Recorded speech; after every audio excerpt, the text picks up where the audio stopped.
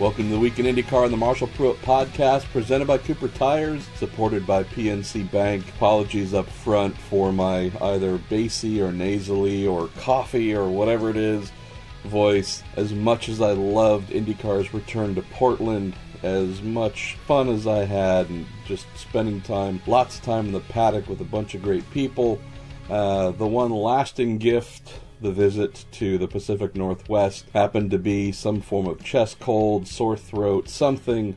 Thank you to my dear wife, who upon seeing the patient land Sunday night at home, she hit me with all manner of pills and powders and potions, and in a very short amount of time I'm actually almost back to 100%, so thank you to Mrs. Pruitt there. Boy, we had a heck of a weekend in Portland, didn't we? Fan turnout was amazing, absolutely amazing, and the race itself, you couldn't predict it, right? I mean, there's no way you would predict that Will Power's gearbox would actually start malfunctioning from the moment he pulled away. Someone who said that he needed to finish ahead of Scott Dixon and Alexander Rossi as well to keep his title hopes alive. Those are all but gone now, heading into Sonoma. Rossi taking over from Power after those gearbox issues hit, looking like someone who had the race in control. Couple of ill-timed cautions sunk his fortunes. His teammate Ryan Hunter-Reay, they happened to get things right on their strategy. They were able to capitalize. Hunter-Reay, after the event, was frustrated because they spent too much time in super maximum fuel conservation mode on the engine mapping, and he felt that because of that he was not able to go after and get Sato late in the race at a point where he could have. We had the crazy pile up to start the race. I'm still, as I'll mention here, Mike Hull and I discuss a little bit. I haven't gone through and really done a hardcore accounting of it, but it looked totally unnecessary between Zach Veach and James Hinchcliffe, what happened there. Thankful Marco Andretti came out okay. Boy, that guy has landed upside down or at the wrong angle more than once in his IndyCar career. I think the start of a St. Pete race comes to mind from I don't know how many years back as well, but obviously glad that everybody's okay. I do not know what kind of prayers or just good juju is following Scott Dixon around, but it seems like after a couple of races where they missed out on strategy or something else being really positive for them, they actually increased their points lead over Rossi by, I believe, 3. We're going to talk to Hull about that. Have no idea. I still think they're shaking their heads going, okay, we certainly didn't think that was going to happen. Boy, just a wild and wacky weekend. And as I wrote at the open of my race report on Racer.com, I mean, these IndyCar races of late just seem to be defying any kind of real predictable outcome. I'm not saying that every race has been a gem, but it just seems that for the most part, there have been more really, really awesome, how did we end up with that kind of result finish for the win and for some of the other prize positions than maybe a lot of other races. Racing series would be jealous of that kind of diversity. And then you top it all off with a Takuma Sato win, which I think is very important for him. Also for the Rahal Letterman Lanigan team. I've mentioned a few times on the Week in IndyCar podcast that they like him. He does bring a lot of good things to the team. Getting a win, I think, will definitely help ensure that returning next year is on the cards. Not saying it's a guarantee. I don't know anything. I haven't spoken with Bobby Rahal about whether they have done a contract extension or not, but I know that they were hoping for a little more from Takuma, and have to believe that this has really helped settle any of those fears or tensions regarding whether he would be a proper contributor to the team in terms of victories. And hey, Rahal Letterman Lanigan Racing had yet to win this season until Takuma Sato got there to victory lane on Sunday. it's another rarity. Here we are 16 races in out of 17 races, and Takuma is the first to put one up for RLL ahead of Graham Rahal. So obviously Graham taken out, no fault of his own, on the lap 1 mashup coming out of the festival corners. But yeah, anyways, and then Takuma, just a delightful person. Always happy when he wins, because he lets his joy shine through. What else can I think of before we get to Mike Hull and then Pietro Fittipaldi? Some of you might have seen on social media, I started my weekend by having the engine blow in my rental car 8.2 miles from the airport. And to those who thought it was because I was acting a fool, I was not trying to recreate the rental car scene from Days of Thunder.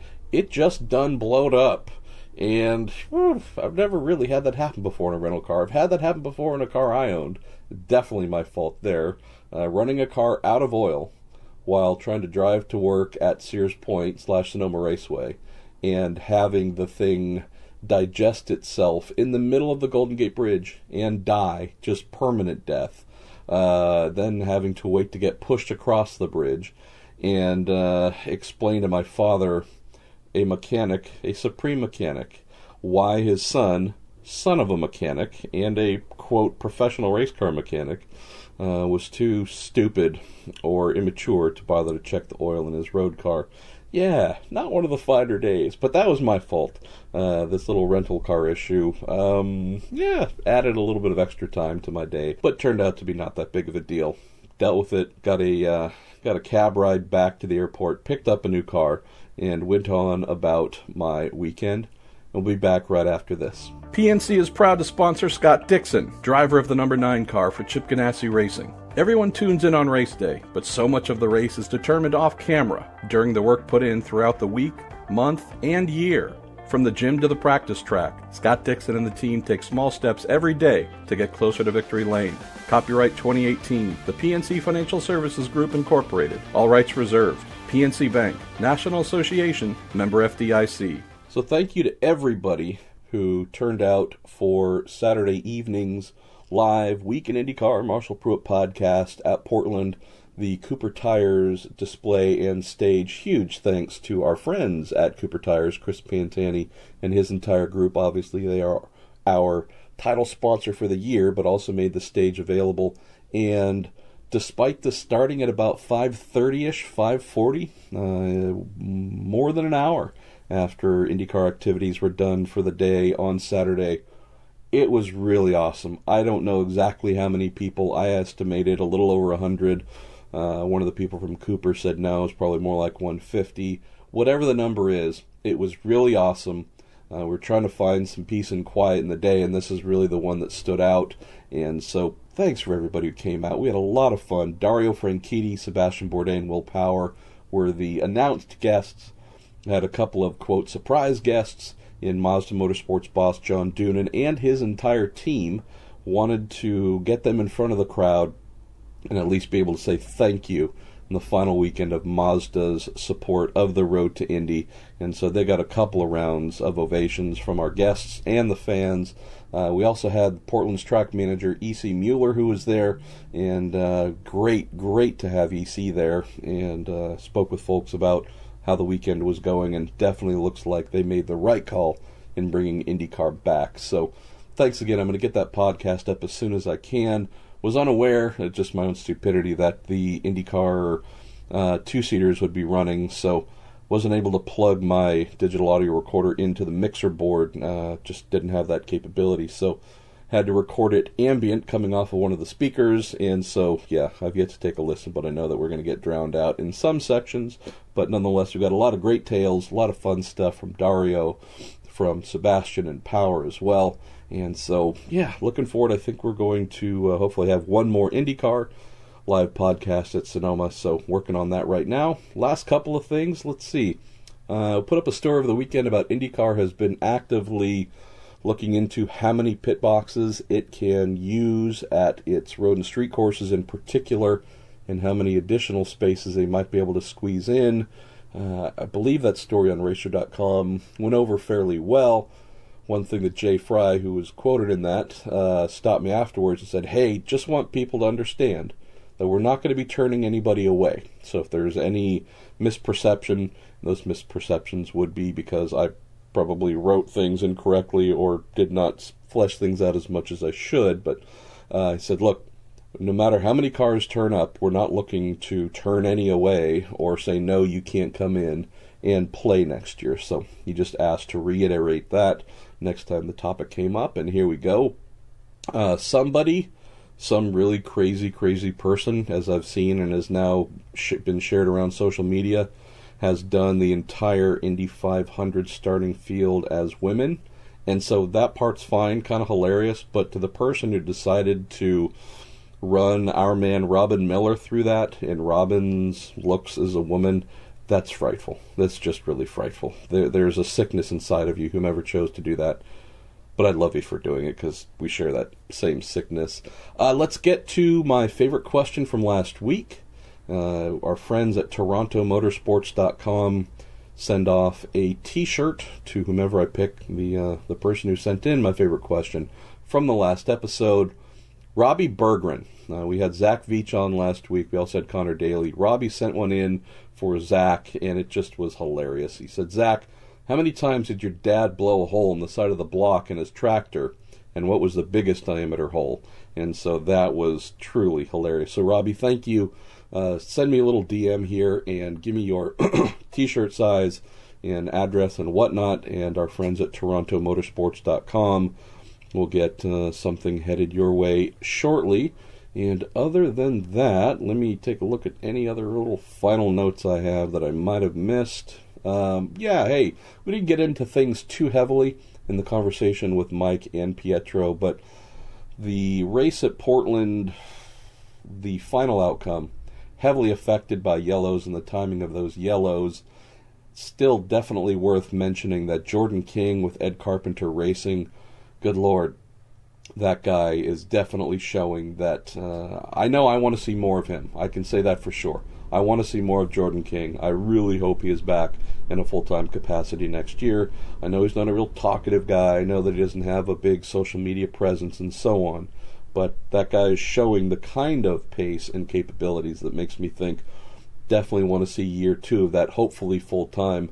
Zach Veach, we already mentioned. I probably won't weigh in on the collision between he and Hinch because I haven't looked at it enough to come to an intelligent one, but I can tell you, making the Fast Six as a rookie and it being a genuine thing, not because a bunch of people, didn't go out at the right time or there was a red flag and they didn't transfer through. Zach earned it and then went out and ran strong. Obviously, he spun, threw away some of everything he earned, but Zach, yet again, is showing that there is real talent there to be tapped into. Pietro, his best career finish in 9th.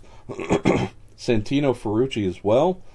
He had a fuel-related issue. I spoke with Dale Coyne. We were in roughly the same portion of the airport leaving Sunday night and mentioned that there was some sort of fuel sensor issue which caused a problem that caused his car to grind to a halt. Nonetheless, I think Santino did the thing he was hoping for last weekend, which is just go out and drive a car and have that be the main topic of discussion. Thanks to him, though, for sitting down Thursday for the podcast to try and, clear the air on the Silverstone Formula 2 debacle is the right way to put it, but at least give him an opportunity to expound on some things. It's all one-sided, as I mentioned at the outset of that podcast. It's all his opinion, his words. So I can't say whether things were super truthy or not. I definitely think there were some areas where he was underplaying the truth, maybe keeping the less flattering things private. But I appreciate the fact that he did sit down. I reached out to him probably less than a week after the Silverstone incident, shot him an email and said, hey, would love to have you on, man, because a lot of folks would probably benefit from at least hearing your side. And he politely declined at that time, but did say that he'd be willing to do so on his next IndyCar outing. So if you got a chance to listen to it, great. If not, might be worth listening in. And if you don't care and have written him off altogether, then don't waste your time. All right, let's get going with Mike Hull, and then followed by Pietro Fittipaldi for the Week in IndyCar on the Marshall Pruett Podcast, presented by Cooper Tires and supported by PNC Bank. Mr. Hull, I bumped into you just before the start of the race as you were walking the pit lane and said, all right, well, what's the magic strategy you came up to go from 11th to 1st? I wish you had said, well, you know what we're going to do, Marsh? We're going to have Scott get tangled up in a first lap crash. Then we're going to get a drive-through penalty, and that's going to be our magic formula to finish ahead of Alexander Rossi. So were you holding out on me? Was that the super master plan, or was that just crazy divine intervention that took place? I don't think that we want to reenact the Edwin Rommel activity there that happened in the first lap. Anytime you're starting off the front row, you're probably asking for something to happen to you. And so we had I don't know if we were holding our breath, but we were certainly breathing a sigh of relief when everybody got through the first corner. And we thought, oh my, this is okay after all. And then it turned out that it wasn't. So what was your first indication? Was it looking at telemetry or the big cloud of smoke or TV? When did you know that, man? We saw from telemetry that the engine was running. We knew we were in the accident. But we didn't know what we were going to need to do. We saw the engine running. We thought, oh, maybe we're okay here. But maybe we're not. And tried to talk to Scott on the radio, and there was no response. We didn't know at the time that somebody climbed over the nose of the car and completely destroyed the two-way radio antenna. Yeah. So that was the reason he wasn't speaking to us. But we saw it running. We saw him engage reverse. We saw him put it in emergency mode to try to get the thing to run to go through the gears. We saw all of that, and then we saw on the television. We saw him once the Marco's car was righted. We saw Scott then able to find the racetrack and not be a lap down. So all that was good. The pits were closed, and the car was running. So we tried to talk to him on the radio. He finally talked to us on the front straightaway, so we realized at that point the radio antenna probably wasn't there anymore. So we just told him to hang on if he was okay, and pit when the pits opened, and we'd fix whatever problems we had. So immediately what you have to do is go into recovery mode yourselves, realizing now that you're going to be onto an alternate strategy. You don't want to be on an alternate strategy, but it forced us into it. So as it turns out, it worked out for us. There's some of these races where it's been exactly the opposite for us, where we've been at the front of a race, and those with alternate strategies passed us at the end. So at Portland, it worked out for us.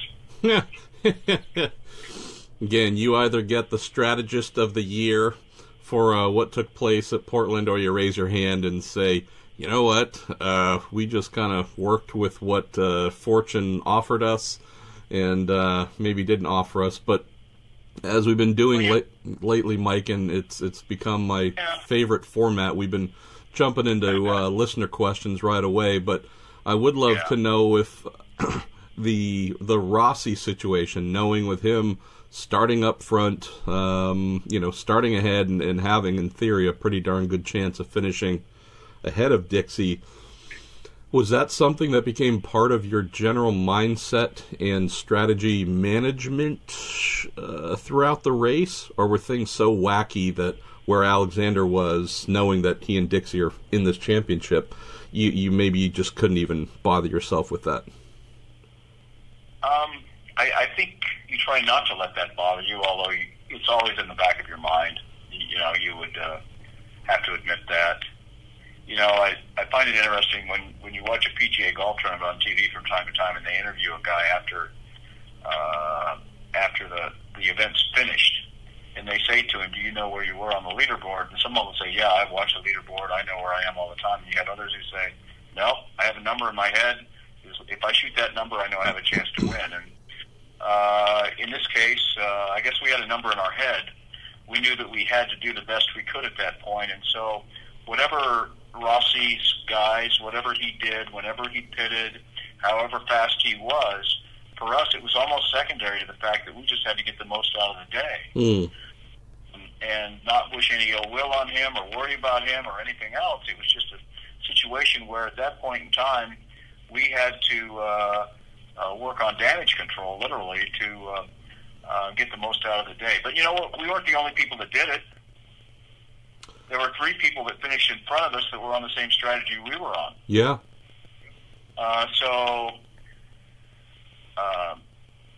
And I don't know that it should be a surprise to anybody that you can do it that way if everything falls your way. But let's think about it for a minute. If the yellows hadn't fallen where they had, we would have had a decent finish, but we wouldn't have finished in the top 5. So we were pretty fortunate with where the yellows fell and where we were running, and it worked out.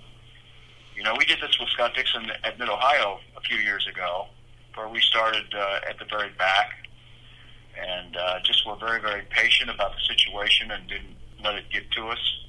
And we ended up winning that race because everything worked out. So when you're sitting back there at the back, you know, we came to the pit lane, inspected the car while we changed tires and fueled the car.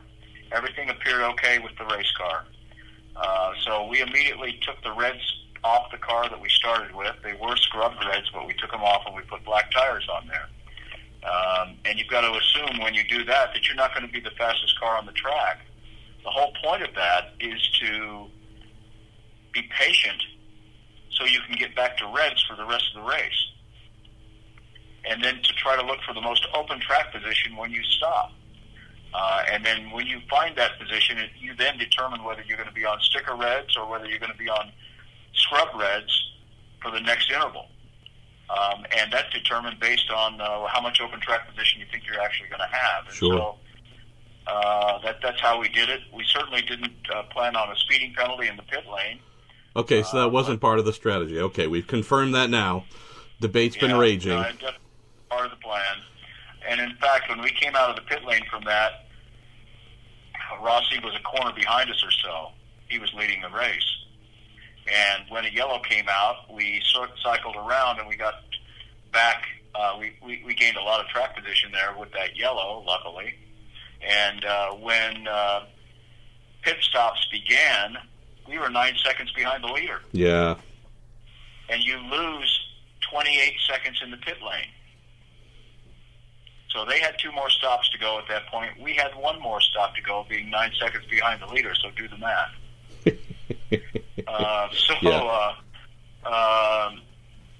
It worked out for us, but it doesn't always work out. Well, let's jump into listener Q&A, Mike, and I know it's something that you enjoy particularly, and you've always been very communicative on social media with folks, so we've been letting listener Q&A drive the conversation as our new format here, other than maybe a couple quick questions up front like we just covered, and they as usual vary from the fun to the silly. And let's start off with Carlos Villalobos, who always asks something silly. He asks, from what material is Scott Dixon's car made? It is indestructible. I would have to agree, even with the big crazy crash last year at Indianapolis, Dixie must have his own personal invisible halo around him. I'm not sure what, but can you tell us, is the car made out of some indestructible material, Mike? Yeah, we're the only car that is built out of unobtainium. To answer Carlos's question, I don't know. You know that we've been pretty fortunate that the Dallara has withstood some pretty heavy impacts with Scott driving it, and thankfully they continue to improve the car to the point where if we're in an accident, we have a better chance of coming out the other side in one piece.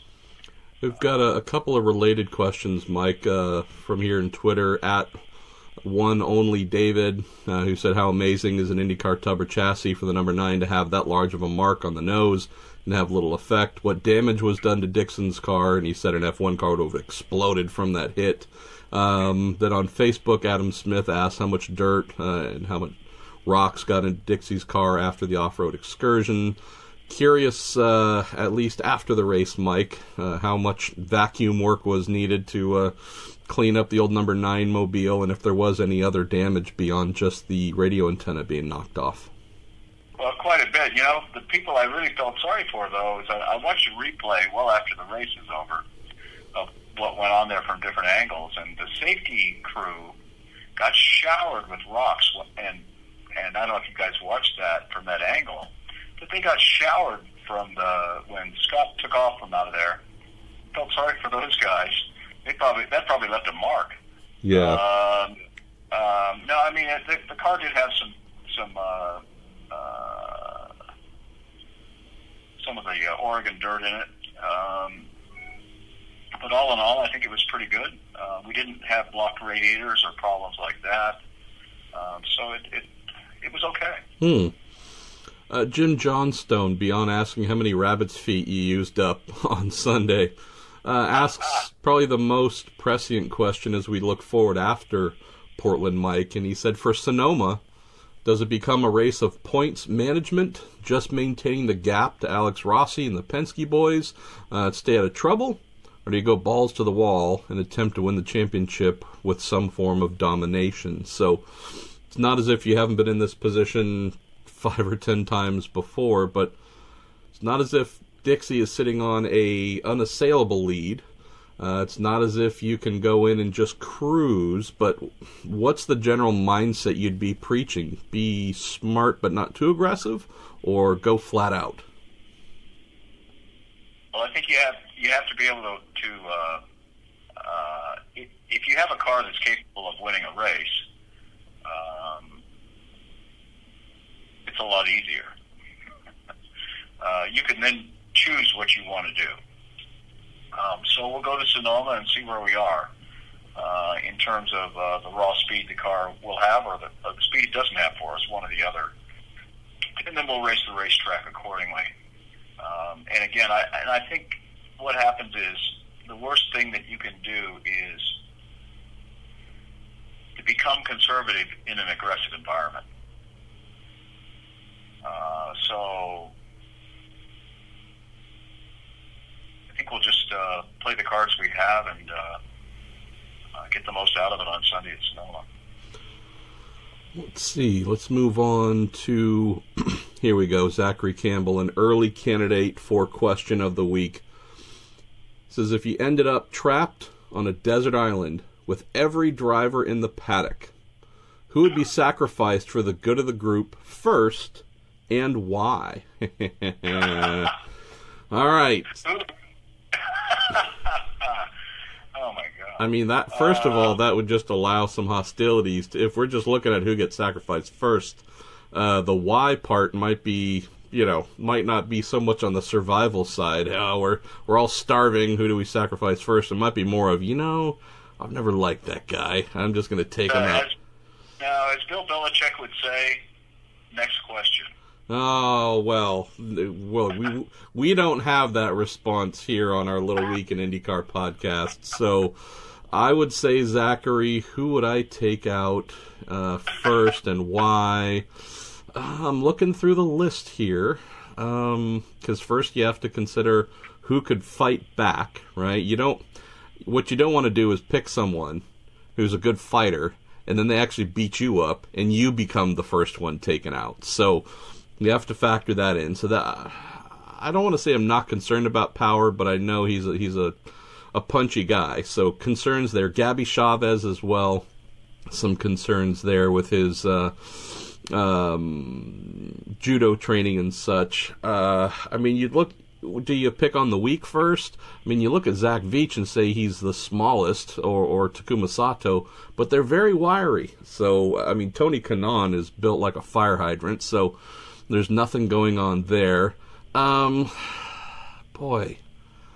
I have to admit, I could be wrong, but I think Max Chilton might be the easiest one to take down. He'd be the prettiest, but I just don't see good old Max putting up much of a fight. And I think a lot of folks might lean towards Max because he definitely strikes me as more of a lover than a fighter. So, and he's not tall, but I think folks could put him to good use. He would allow the tribe to survive for a little while. So I think, Zachary, we would go with Max Chilton because, he would probably agree. He'd be the best one to go. So, let's see. Where shall we go next, Mr. Hall? He said, Horatio Frey asked, question for either of us, why do the Penske's line up differently for qualifying? And I believe he was referring to Penske tending to angle their cars, pointing nose out of the pit stall at the start of qualifying instead of just being in the same line as everyone else. And I would have to believe, Horatio, it's so that they can get out first if desired. He also says, if Harding and Andretti work together, does Little Al become an employee of Andretti? Now that would be rather fun as well, of the two former protagonists, one possibly being on the payroll of the other. I can say in all seriousness, Horatio, there's some announcements coming. We won't get into them. We've been asked to not get ahead of some things, but it's going to be interesting in the weeks ahead, probably, from what I've heard, after Sonoma, to find out about some of the full-time lineups and mergers and acquisitions within the paddock for some of the entries in question here, on Racer a couple months ago. Actually, it might have just been late June, I think, July. Mike, we broke the news about Andretti looking to the Harding team and forming a Andretti Junior team there. I think we're going to get some more specifics about that after Sonoma. I think as a part of that, we're also going to find out which of the members of the Harding team will be carried over, which ones won't. I have no insights whatsoever on Little Al in that scenario, but I think we're going to have some clarity, Horatio, here. I mean, we're recording this, Mike, on September 4th. I think within the next 2 weeks, we should have a pretty good understanding of what that Andretti Junior team is going to look like and who is going to be running it. And they probably won't announce who won't be there, but I think we'd be able to figure out pretty quickly those who, for whatever reason, don't make that cut. Rob Mills says, Marshall, a question about helmet livery of the IndyCar safety team. Does the design have a significance, or did someone simply find it to be jazzy? I don't know if jazzy, maybe they found it to be jazzy, at least from what I recall, Rob. I think it's more of easily recognizable, something that a driver could spot and recognize, hey, that is a safety team member, do not run into them. That would be my guess, although I have not jumped in and done any kind of hardcore learning about that. Mike, here's a good one, and I'm hoping you can fill in some names here. Our pal Jerry Sudduth says, I listened to a blog about the Cincinnati Reds. He says, I'm a fan, feel free to laugh. And the topic of player nicknames came up, and it got me to thinking about racing nicknames. And he said, what are some of your favorites? He said Mark Donahue's Dark Montague appellation is a personal favorite, as it's witty and fit his personality at times. He's curious if there are other driver nicknames that you have liked over the years. Do we have driver nicknames? I have to think about that. Well, your driver has the one that I think is the lamest. Yeah. Scott Dixon, the Iceman, and you go, well, if you know Scott, you'll know that there's nothing that actually fits who he is as a person or a driver that I would say fits the Iceman moniker. But that's my opinion. Others obviously disagree because they call him the Iceman. But yeah, it's funny, we lack really good nicknames, at least in the modern era. Between a Super Tex, a Lone Star JR, Rick the Rocket, and so on. We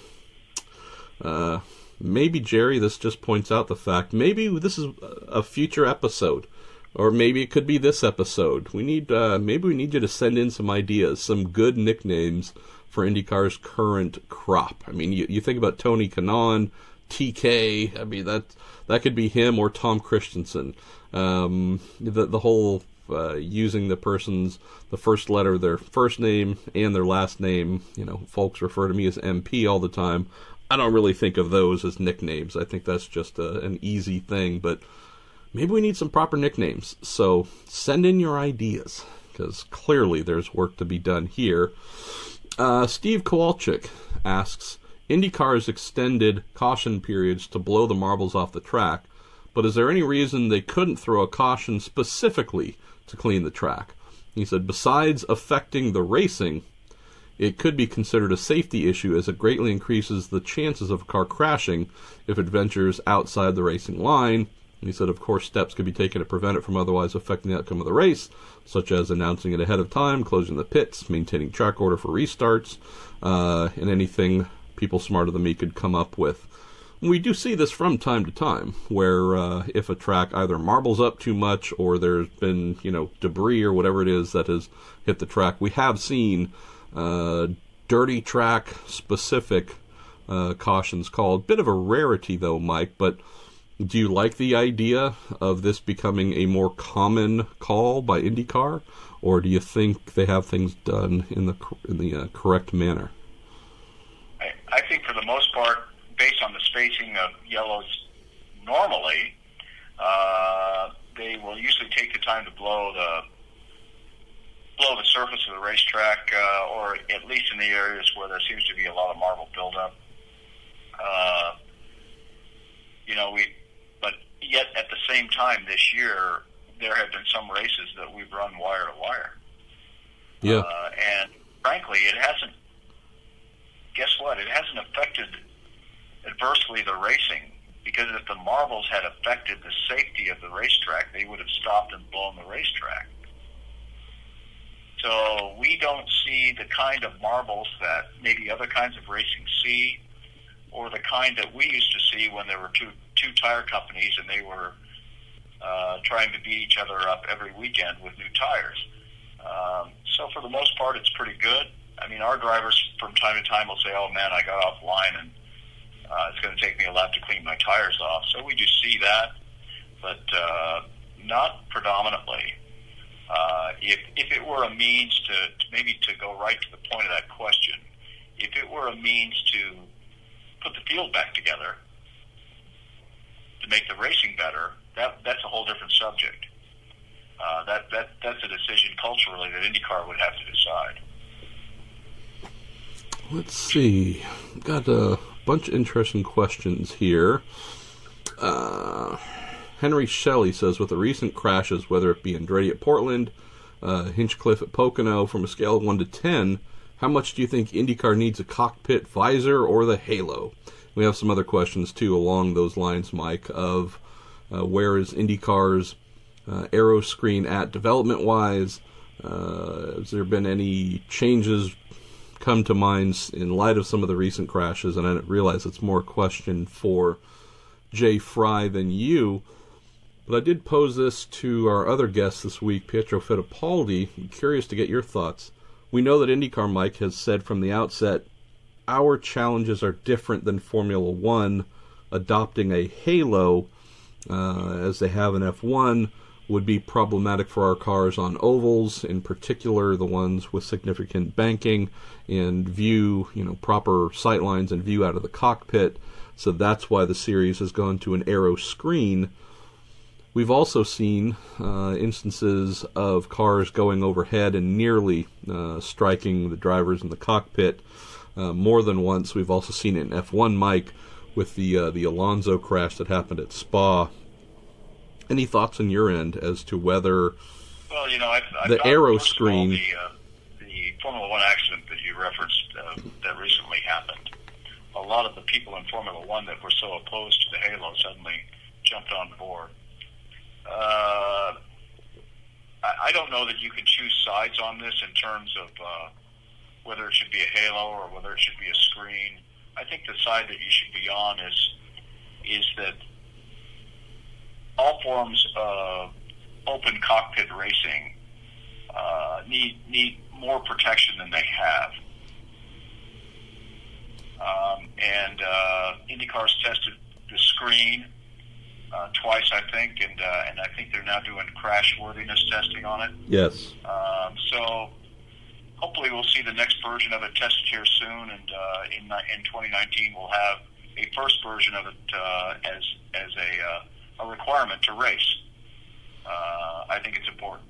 Well, I don't disagree, and I don't think most rational people would disagree. Where I think the questions of late have come in, and again, this is something I'll pose to Jay when he has some time, is if you look at the aero screen that IndyCar has been testing, its intent, I believe, is more of deflecting something coming at the cockpit from ahead of, in front of the driver, something that has fallen off or trailing behind that would hit the aero screen and then be deflected.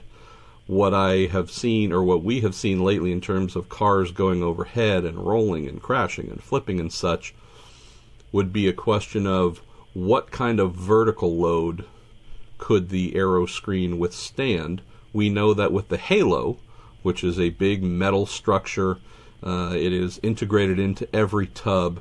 It's a structural piece. You can drop big heavy things on it, and it will prevent that thing from getting to the driver, at least, coming from on high down on top of the cockpit. Question, having seen the aero screen a couple times in testing, having lifted it and, looked at it and touched it and whatever, is we know that it's designed, its intent is to stop things coming at straight at the driver from ahead, from making it to the driver. Is it capable of stopping a car from crushing downward into a cockpit?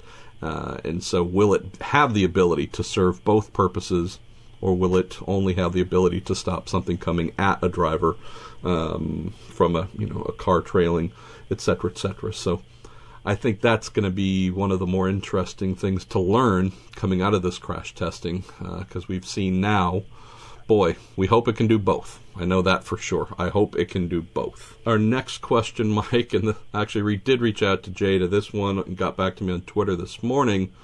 This came in from Jamie and Jimmy Betha, or Bethay. I apologize if I've just mangled your last names. Said, has there ever been any talk about doing a throwback race in IndyCar? And I think this comes after the NASCAR throwback livery race.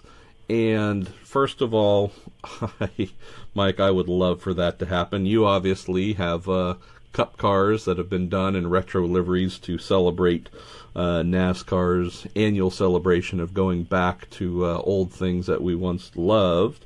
According to Jay, let me pull up the little email right here, and he just got back with a quick response, so this wasn't super long, but he did respond and say, we explored this a couple years ago. There's a lot of moving parts, but it is possible in the future. So if you are a fan of the concept of IndyCar having a throwback weekend with throwback liveries, Jay is also fairly active on social media.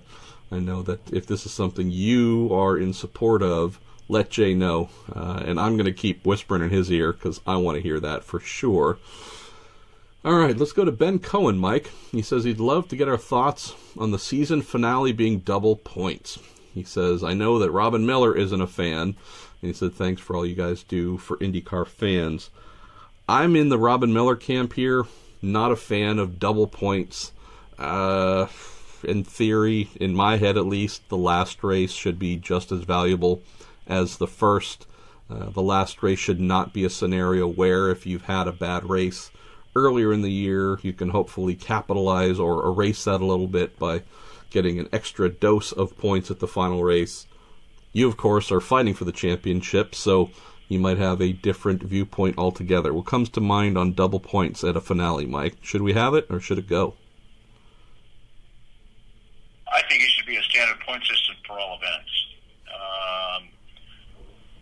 And I don't say that because we're going to Sonoma and it's double points in a couple of weeks. I just think that, Chip says it well in the race meetings that we have at the beginning of the year. There's one thing that he does say which rings true to this, I think, and that is, today they're giving away the same points that they give throughout the year. So let's work hard today to gain as many as we can, because at the end of the year they're much harder to come by. And I think that's the way it should be. In other sports they have playoff systems, but they still award the same amount of points for a touchdown or a home run. I feel like gimmicks, and we see gimmicks in different forms of motorsports from time to time, people go away from them after they realize that the uniqueness is worn off. So I think the uniqueness of this is worn off. Well, we pay 50 points for a regular race win. Obviously, there's going to be 100 points on offer at Sonoma. I say we go back to standard 50 points for the race win, but 50 points for pole position, Mike. How does that sound? just make Saturday, in essence, as important as Sunday. Or not. That was a bit of sarcasm there. $1,000. There we go. I would think that people would be fighting for it in a totally different manner. Well, I've said this before, and it went over the heads of, I forget who I said it to, but when this came up a couple years ago, I just mentioned that, I think we should make every race double points. And, again, my sarcasm or humor doesn't always land the way that I had hoped. Gabe Argenta says, Marshall, who has a say in IndyCar's die casts?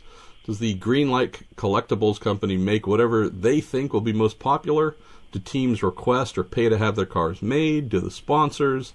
And then mention that someone he knows wants to know why she can't buy a Sealmaster Bourdais car right now. So, curious from your end, Mike, obviously on the team side, how does this work? Is this something where IndyCar comes to you and says, hey, we'd like to make a Dixon, collectible, or the company we're working with, Greenlight, wants to make one, and you guys need to say yes or no? Or how does that process at least work from your side?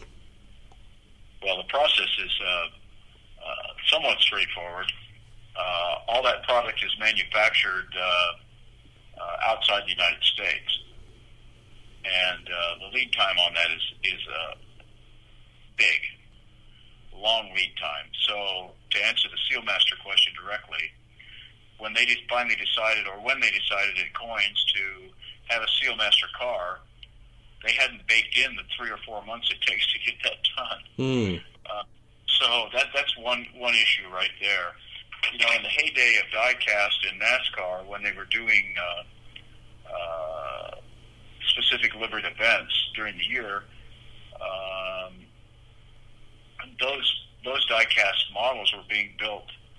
But it had already been determined that 8 months from today we're going to do an Energizer car at Kansas City.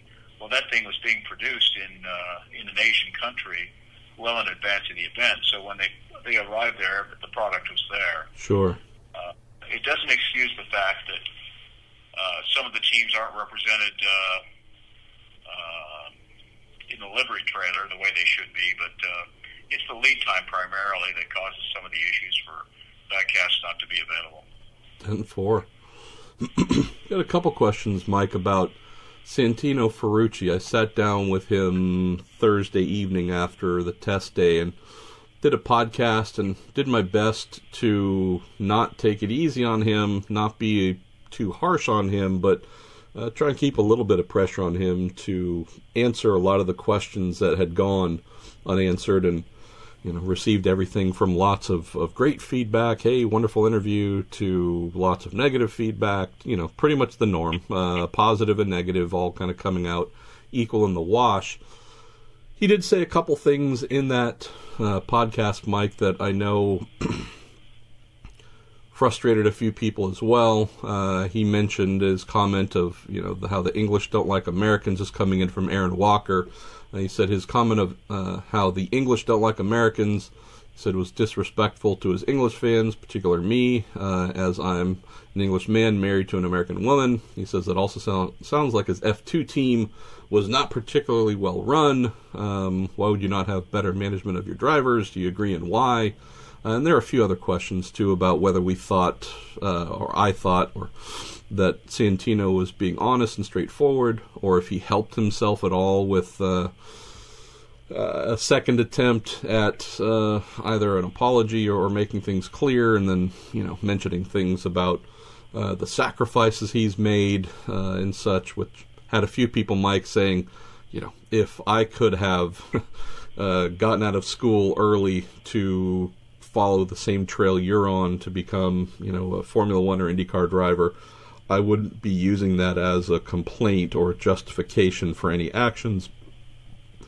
In general, what comes to mind from not only the Santino-Ferrucci statements and such coming out of his issues at Silverstone, but maybe the kid you've observed either in a driver's meeting or on track since then here at Portland? Any thoughts as to whether this kid might be helping himself by opening his mouth, or helping himself by putting in good driving performances, or negatives in any areas? Well, he's got a lot of energy. No question about that.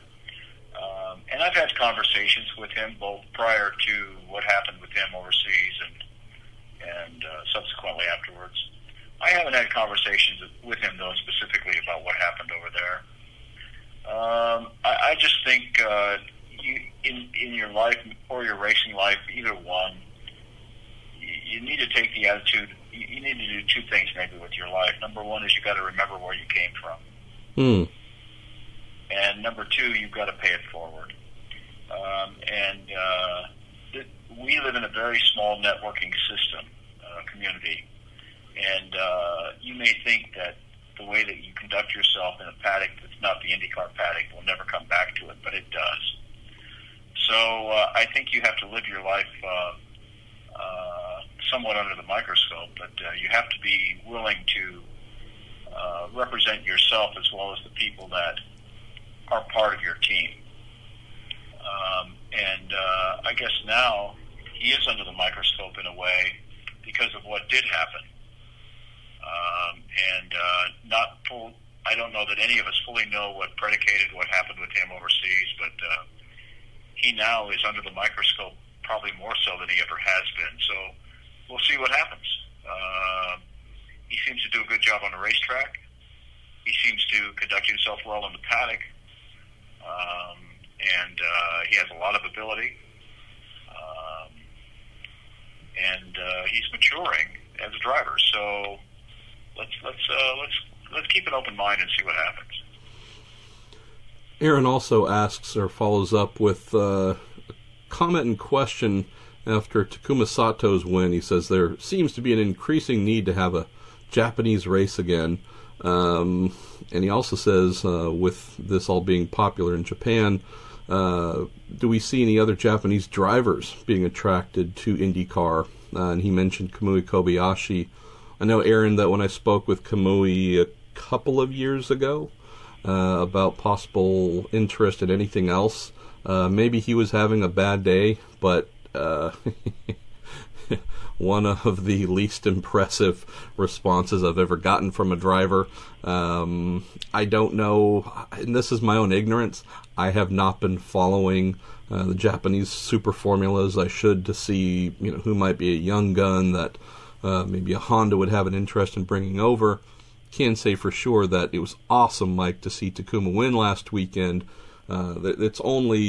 He's such a warm guy, and he's just such a good person that whether you're a fan of his or you aren't, for me at least, it's hard to not just feel happy for him as a person when he wins.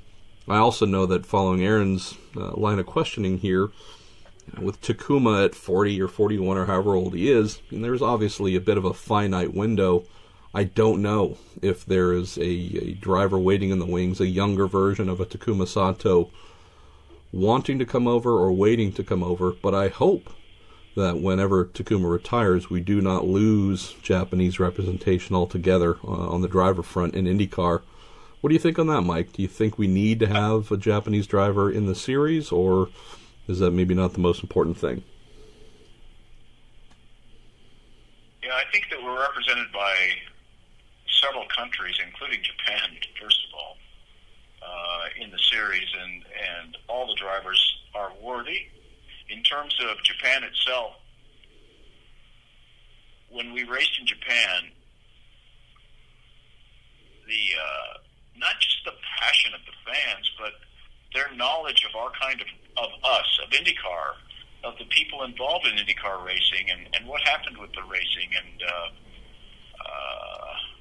the teams themselves, and the gear they wore, and everything else was extraordinary. And it would be terrific to go back and race in Japan. There's only one small thing that we need. It's a promoter. Mm. So, and I think if we raced there again, that would answer the question about the next generation of Japanese drivers that could race, that could potentially drive an IndyCar. No different than going to Argentina or Brazil or France or Germany or England, Australia, New Zealand. I don't know that it matters. I think that what it takes is once the groundswell begins, when you're going to race in a specific global place, drivers come to the front because they're well supported by their country. And I wish America did as much for that as what some of the other countries actually do. Ain't that the truth? Let's see. Why don't we go to Keith Lee? Keith says, if the rumors are true and McLaren wants to team up with Andretti so they can be technical partners, how much can they learn or benefit from Andretti if they run Hondas while McLaren has to run Chevys? Well, Keith, I think we've written enough times in recent months to hopefully clarify this isn't a rumor. Michael has said that it's something they want to do. Zach Brown from McLaren has said it's something they want to do. So there's no rumors here. This is a fact that they are interested in working together. Main question is whether it will happen for 2019. Michael has been fairly consistent in saying that he wants an answer sooner than later. Zach has also said he thinks this is probably going to be more of a October/November decision. They're testing tomorrow at Barber with Fernando Alonso in a car. So, again, we don't need to paint this as a rumor. This is something that is actively being explored. It is an interesting question, though, on the topic of Hondas and Chevys, though, Mike. With what we understand in how this would work, there would be separation of church and state, with the McLaren operation running outside of Andretti's, I call it regular IndyCar effort. And then I think that being the mechanism that hopefully keeps both Honda happy and Chevy somewhat happy. But if we're just talking using different power plants, as someone who's won your most recent IndyCar championship with the bow tie with Dixie in 2015, moved back to Honda, represented both brands. Any thoughts on what it might be like and how you would either be able to learn across, two separate teams using two different power plants, or if that would be enough of a difference to limit any crossover possibilities? I don't even know if contractually they'd be allowed to, but just curious on that front. Well, I think racing people generally are very protective of their product. That includes Honda and Chevrolet. The culture of the car manufacturer who supports you is certainly different one from the other. And that might be better suited to ask them how they feel about it, because Chevrolet might be willing to look the other way. Honda might be willing to look the other way. I don't really know. But the reality is that there's a lot of transference of information that can happen on the chassis side of things that the engine subtly helps but not directly affects. So I think that part would be great. I still, in my mind, just looking at it, maybe I'm an old school racing person, I don't know. But the way I look at it is, if you, I know this is going to happen, so maybe I'm wasting my time saying this. If you were the financial and technical giant that McLaren is, and you were making a commitment for the betterment of racing in America with IndyCar racing, why is it that you wouldn't start your own team? I still don't really understand that, but I'm not privy to those meetings. I know there's some amount of reassurance that things will go well if you're already hooked up with somebody, but those guys could probably poach any person in the paddock and even pay off non-compete agreements in order to hire them. So, for the long run, I would love to see them have their own two-car team in IndyCar racing, done the way that they would want to do that with their orange race cars, and use the technical ability they have with whichever engine manufacturer they choose. I think it's really difficult to cross over engine manufacturers in a specific series. In this building, we look after two different kinds of programs, but they're totally separate from each other. We run a program for Ford in IMSA racing, and we run a program for Honda in IndyCar racing. There's very little that's in common between those two programs.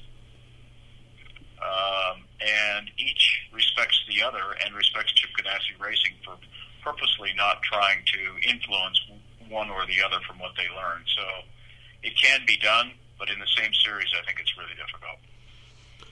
And I can say, fairly authoritatively here that whatever gets announced here in the coming weeks about Andretti's involvement with teams using Chevy power and then its own existing Honda, 4 cars using Honda power on a full-time basis, and I believe that contract with Honda goes one more year through 2019, but whatever ends up getting announced here, with Michael representing teams using both brands, that there will be a very strong firewall placed between the two when it comes to at least the engine side. If we're talking the vehicle dynamic side and what they're learning on, whether it's a 7-post rig or gearbox, dyno, etc., I would say that those items would be more, team-wide information that gets used. But when it comes to engine calibrations, etc., the things that are truly proprietary, there would be strong assurances, if not contractual assurances, that there is a complete separation between the two. The other thing too, Mike, which this is very different from when I last worked in IndyCar, where I could plug into the car with my laptop and fire it up on my own. Those days have long passed. You need a representative from Honda Performance Development or Ilmore Engineering there to plug in to make the motors come to life, to access that proprietary information.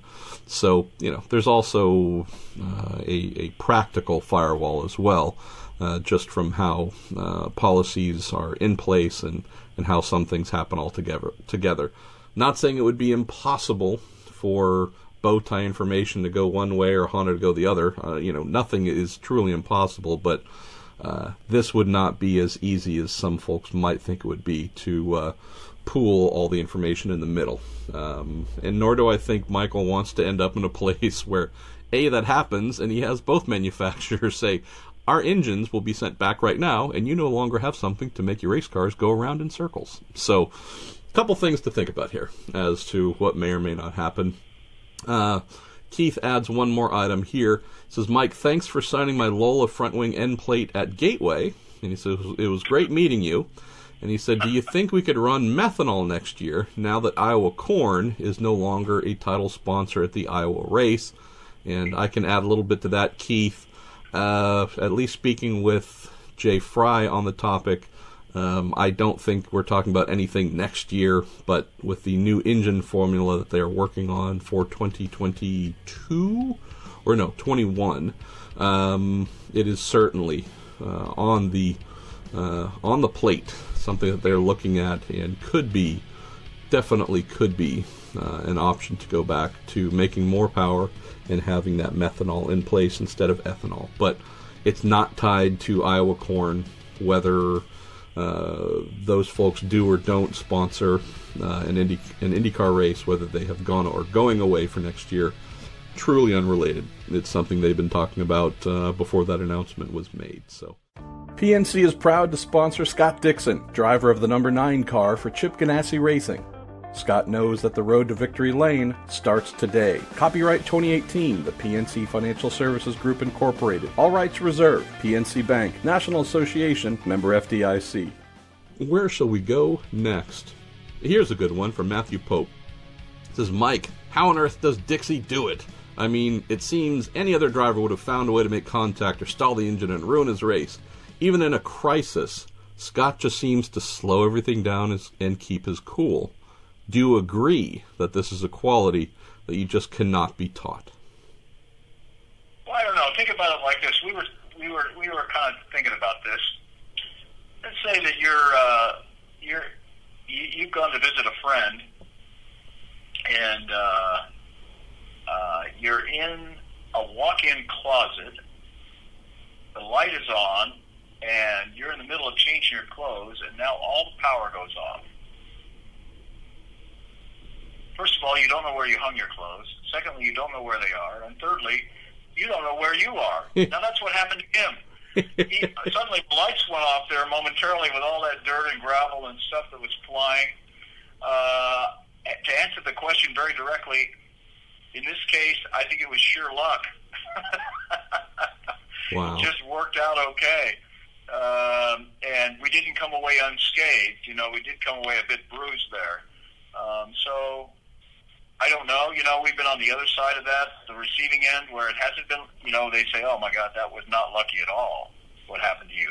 It shouldn't have happened that way, but it did, and we suffered the consequence of that, whatever the consequence at that point in time might have been. So a foot one way or the other, we probably would have been on the wrecker at Portland. So happy about what transpired there. Definitely. Let's see, where shall we go next? This is a fun one, and actually, this speaks to something that I happen to witness as well. This comes in from Laura. She says, this is more of a comment to your guest and yourself. She says, I went to Portland for my birthday and I had a great time. It was lovely to meet your two guests. The podcast, we had the live podcast, and watch one of your podcasts. Says, I'm now hooked. Just wondering, what happens to the gifts that fans give the drivers?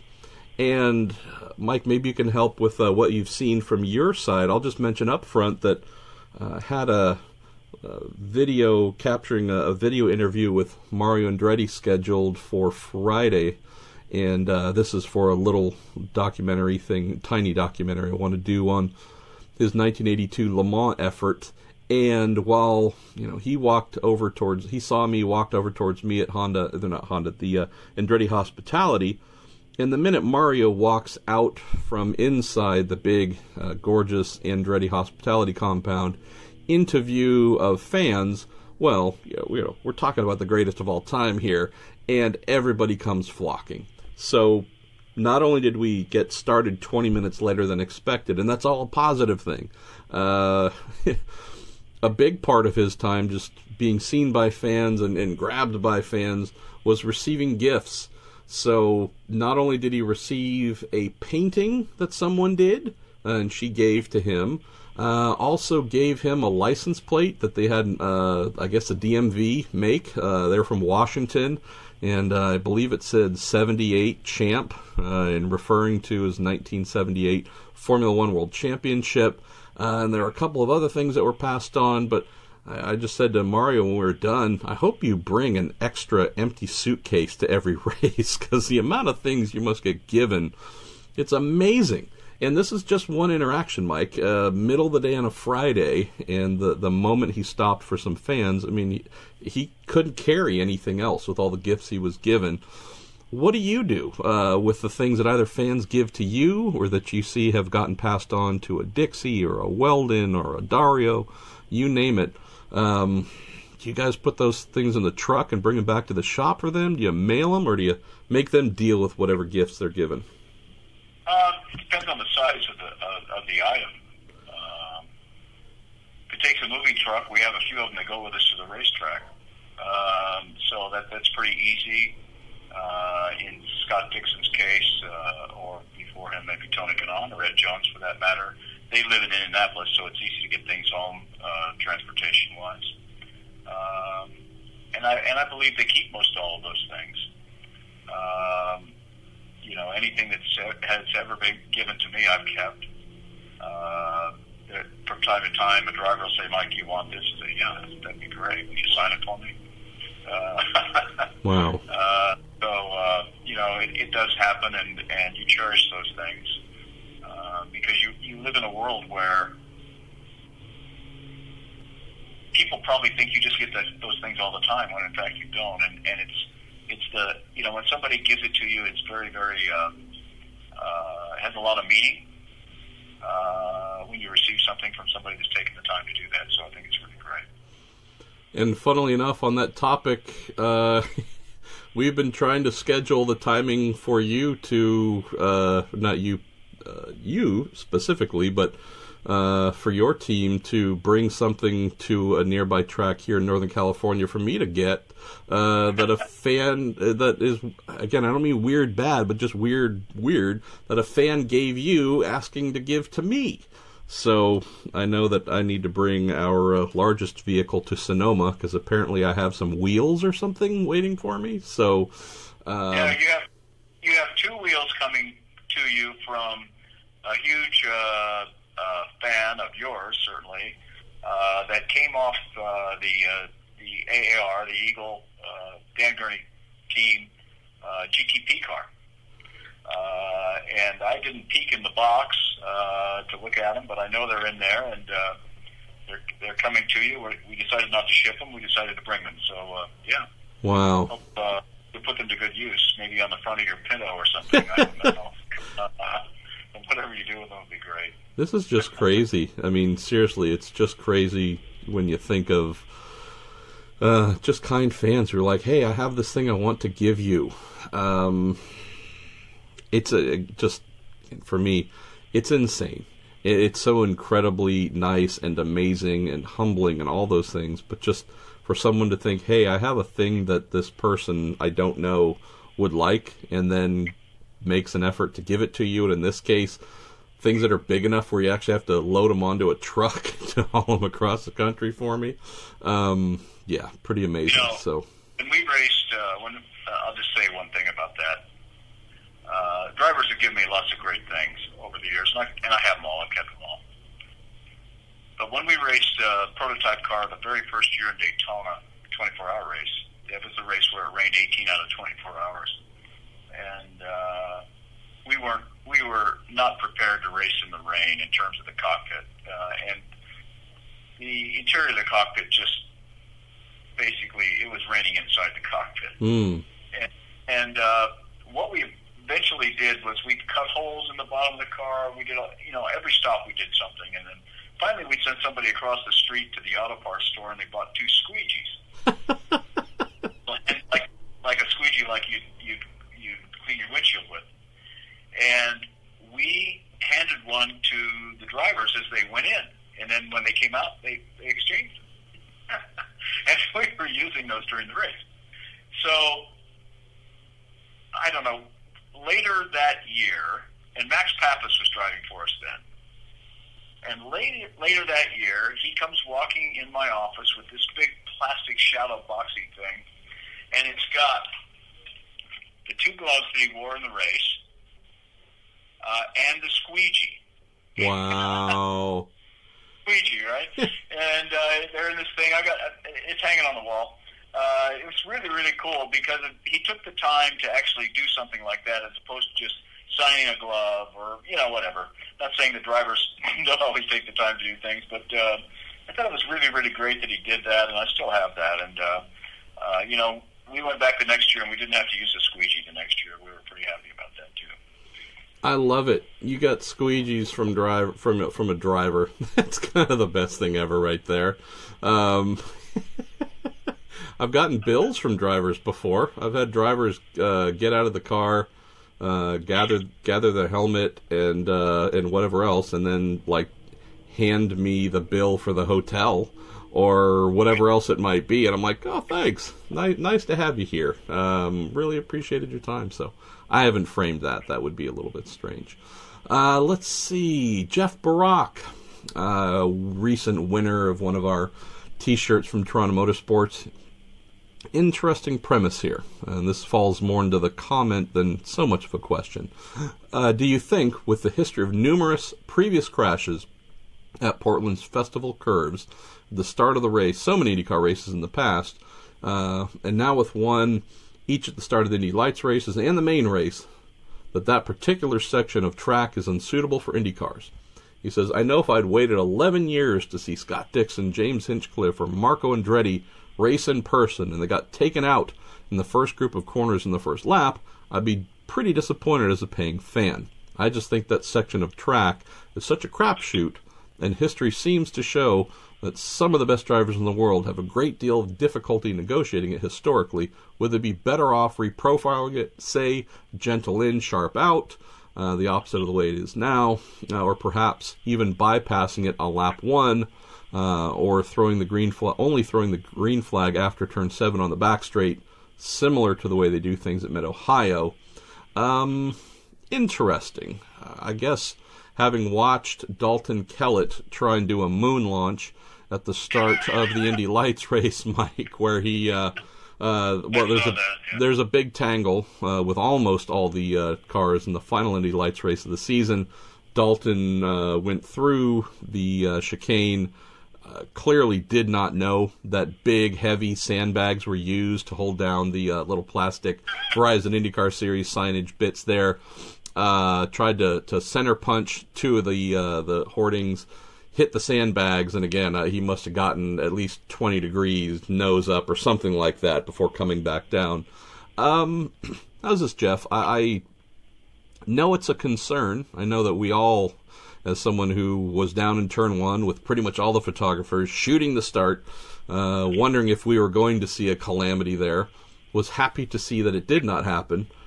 What did happen, honestly, Mike, and I could be forgetting some past IndyCar races, is I don't really recall the big tangle exiting the festival curves like we had. That one was somewhat new to me. It looked really unnecessary in the contact between Zach Veach and Hinch. I don't know if it was a case of Hinch pushing the issue too much or if Zach was over-defending. And I say that genuinely. I haven't gone back and watched it over and over again in slow motion, but it seemed like one of those crashes that would be hard to expect to happen twice, or 2 years in a row. So if anything, Jeff, at least for me, IndyCar did get through the part that normally gets messed up coming into the festival curves, and the crash that did happen was an odd one coming out of it. And I would also say that if there are fans that waited 11 years to see Marco Andretti in particular to race at Portland, well, Lord love you. Hinch as well. What do you think? Any concerns about this? Should they think about modifying it some way like Jeff is suggesting, or starting the race somewhere on the back straight? Or do you think we just leave it the way it is? We rely on the professional integrity of the people that drive our race cars.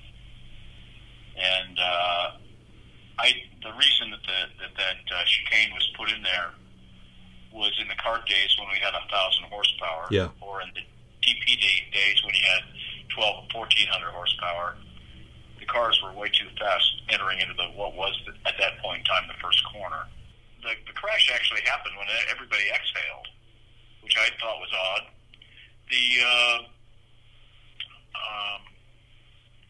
I don't know if the only way to solve the problem might be to start the race further back rather than at the start-finish line. That might be one way to avoid the kind of problem we had there. I don't know. some mathematical genius could probably figure that out for us.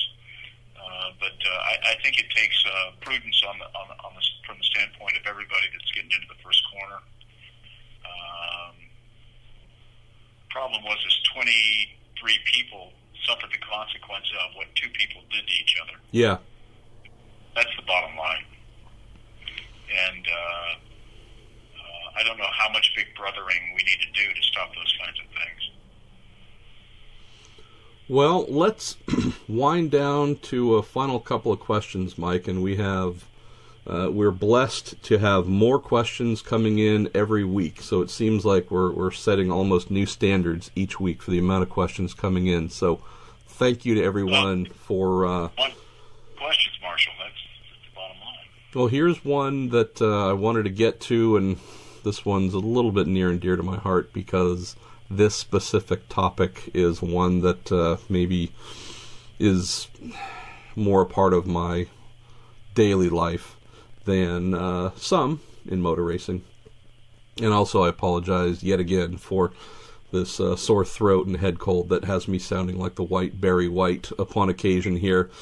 This comes in from Greg Fetchick. It says, Marshall, going back to the controversy surrounding what may or may not have been said by Derek Daly 35 years ago, are racial attitudes still behind the times when it comes to IndyCar and racing in general? He says, I know that Willie T. Ribbs talked about having a very difficult time when he was coming up in racing. He said, I would hope that the paddock has progressed since Willie's time. It would disappoint me to think that people I admire still have these ideas. And he said, for the record, I think that the Dalys got screwed. They've always seemed like good people. I don't remember, Greg, where, my head's a little bit foggy, admittedly, whether I wrote it, whether I said it on a podcast. I don't remember what it was. Might have been a response to something in social media. I can say for sure that in the time I have worked in motor racing professionally, started around 86. From the period where I worked in motor racing full-time, from 86 through 2001, mostly in the open wheel side. That includes IndyCar, kart. There was some time there in IMSA. A lot of it, as I've mentioned many times, was on what would today be called the Mazda Road to Indy, on the Junior Open Wheel Series, Indy Lights, Formula Atlantic, etc. And I can tell you that when I stepped away at the end of the 2001 IRL season, the general paddock discussion, demeanor, a lot of this with people that I know, folks that I knew a little bit, got to know better, old friends. I can tell you that things have drastically improved from when I stepped away full-time 17 years ago. I cannot say that we are in a fully enlightened time. I know that I said for sure on last week's podcast, that if I wanted to hear the N-word spoken, I know exactly where to go in the IndyCar paddock to hear it. And that's not just, although that's primarily one team, I know of a number of people where I could hear that word spoken, and that's with not the soft A at the end, but the hard R at the end. But vastly improved. I can tell you just a little bit of background just to maybe contextualize things a bit.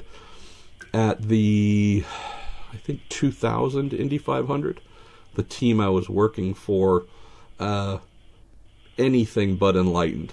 My girlfriend at the time was African American, had dreadlocks. I mean, in any crowd, she was very easy to spot, especially at the Indy 500.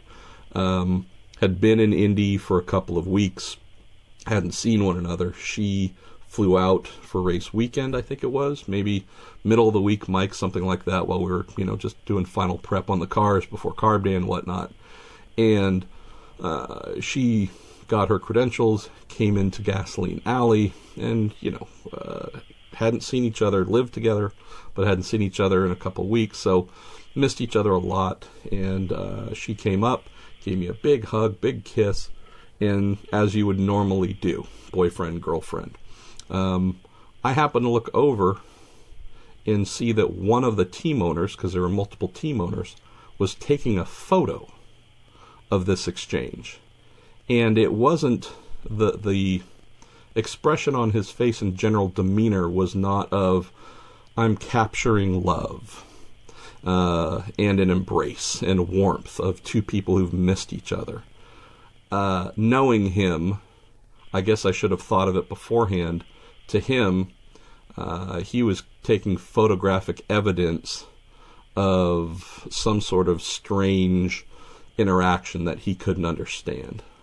So it pissed me off enough because I knew that he wasn't taking a photo because it was just going to be a nice one to share.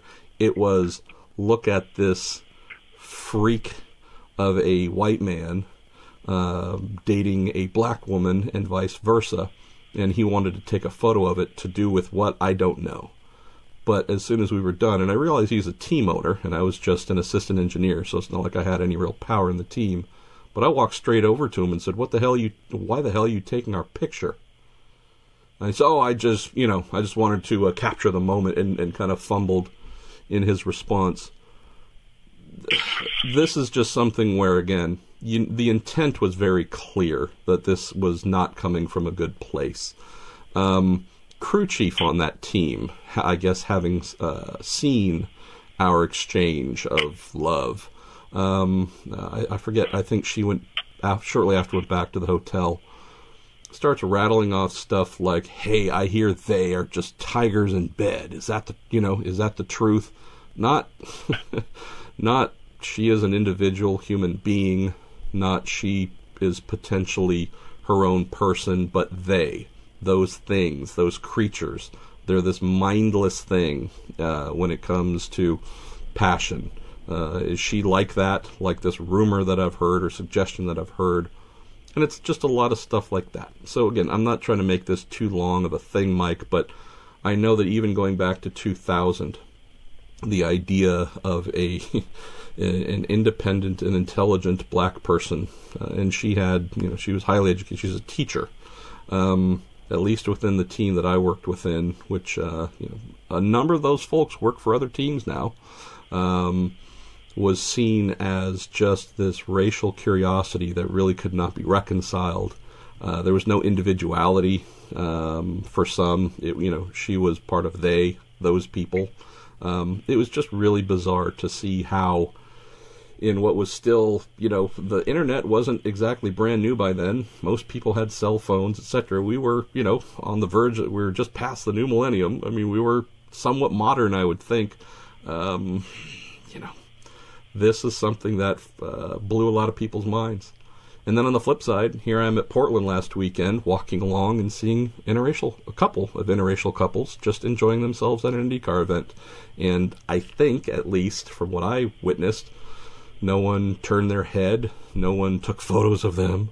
It was just completely normal, because hopefully, many folks have evolved since then. But I can tell you that I've seen things improve vastly. I've worked for other team owners who were just brutally racist, and it wasn't necessarily against black people. It could be against one of the teams that I worked for. The crew chief was of Hispanic heritage, and his nickname was Bean Dip, and that didn't last very long, because while he was not very big physically, he was strong as heck, Mike, and he let it known that anybody trying to use that dismissive tag on him was going to end up on the ground and in a lot of pain. But I'd say we have come a long way, but the stuff like what Derek admits to saying, or was incorrectly attributed as saying in another instance, it doesn't surprise me at all that those things were said that long ago. And it wouldn't surprise me if some folks get in trouble for some things they still say today. I've seen things vastly improve. Have you? Yeah, I would say, I don't know that you should be guarded about what you say, because it doesn't really matter at this point in time. Growing up where I grew up, Southern California,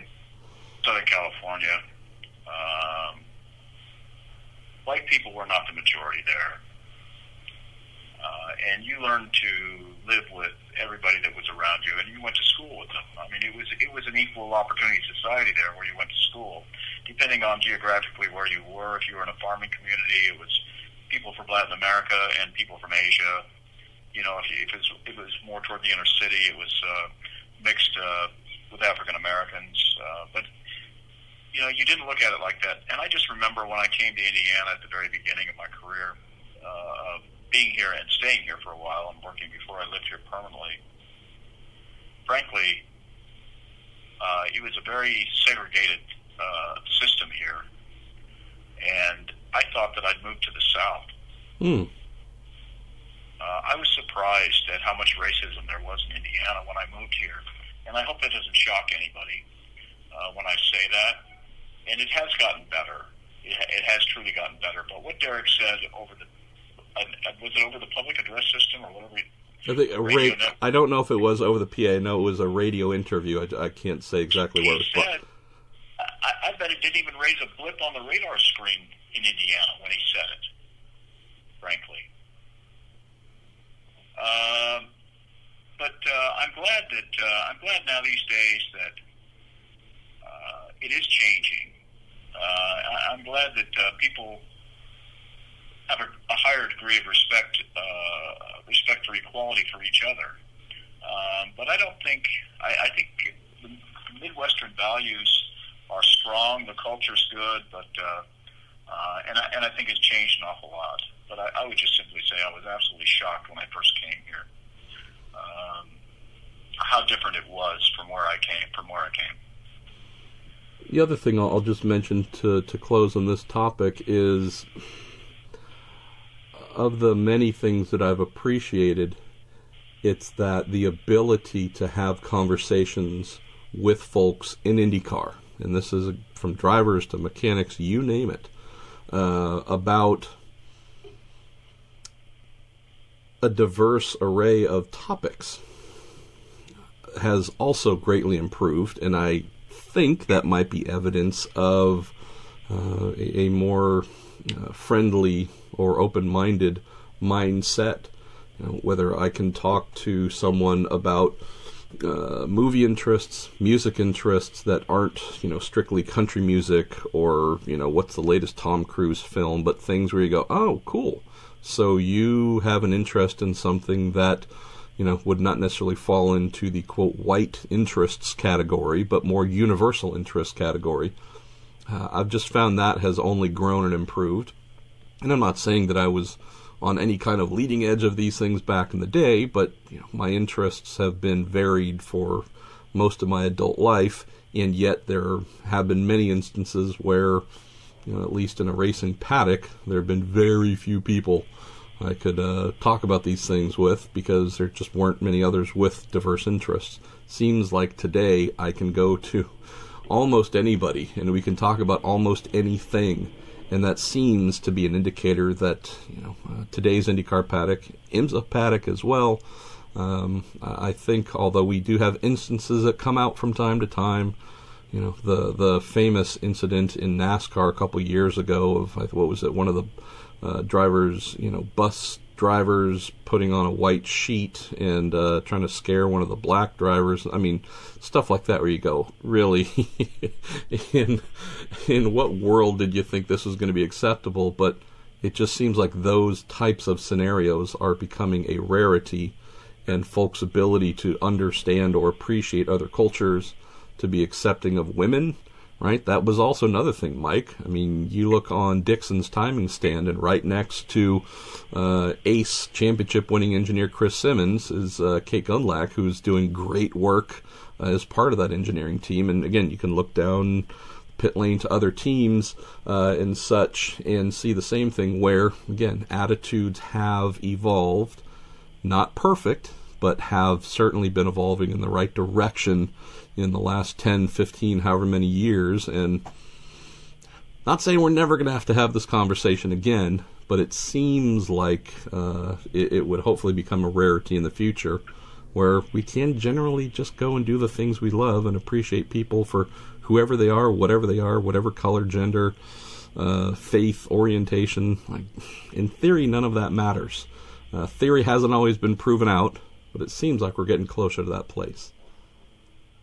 You know, it's interesting about Willie Ribs. Probably people know this now. I don't know if they know this or not, but growing up again in Southern California, California period, being involved in club racing when I was young, his dad had a Formula B car, which became Atlantic Racing later on. Remember, he had I think it was a BG-29 or BG-23. He had a Brabham, I think. And his dad was a plumbing contractor in San Jose, California. And he raced all the club races. And nobody batted an eye at that, you know, and that was in the 70s. And now I don't know how that would have worked in other parts of the United States in those days, but it worked well out there. And when I was driving instructor at the Jim Russell Driving School at Willow Springs, Willie turned up for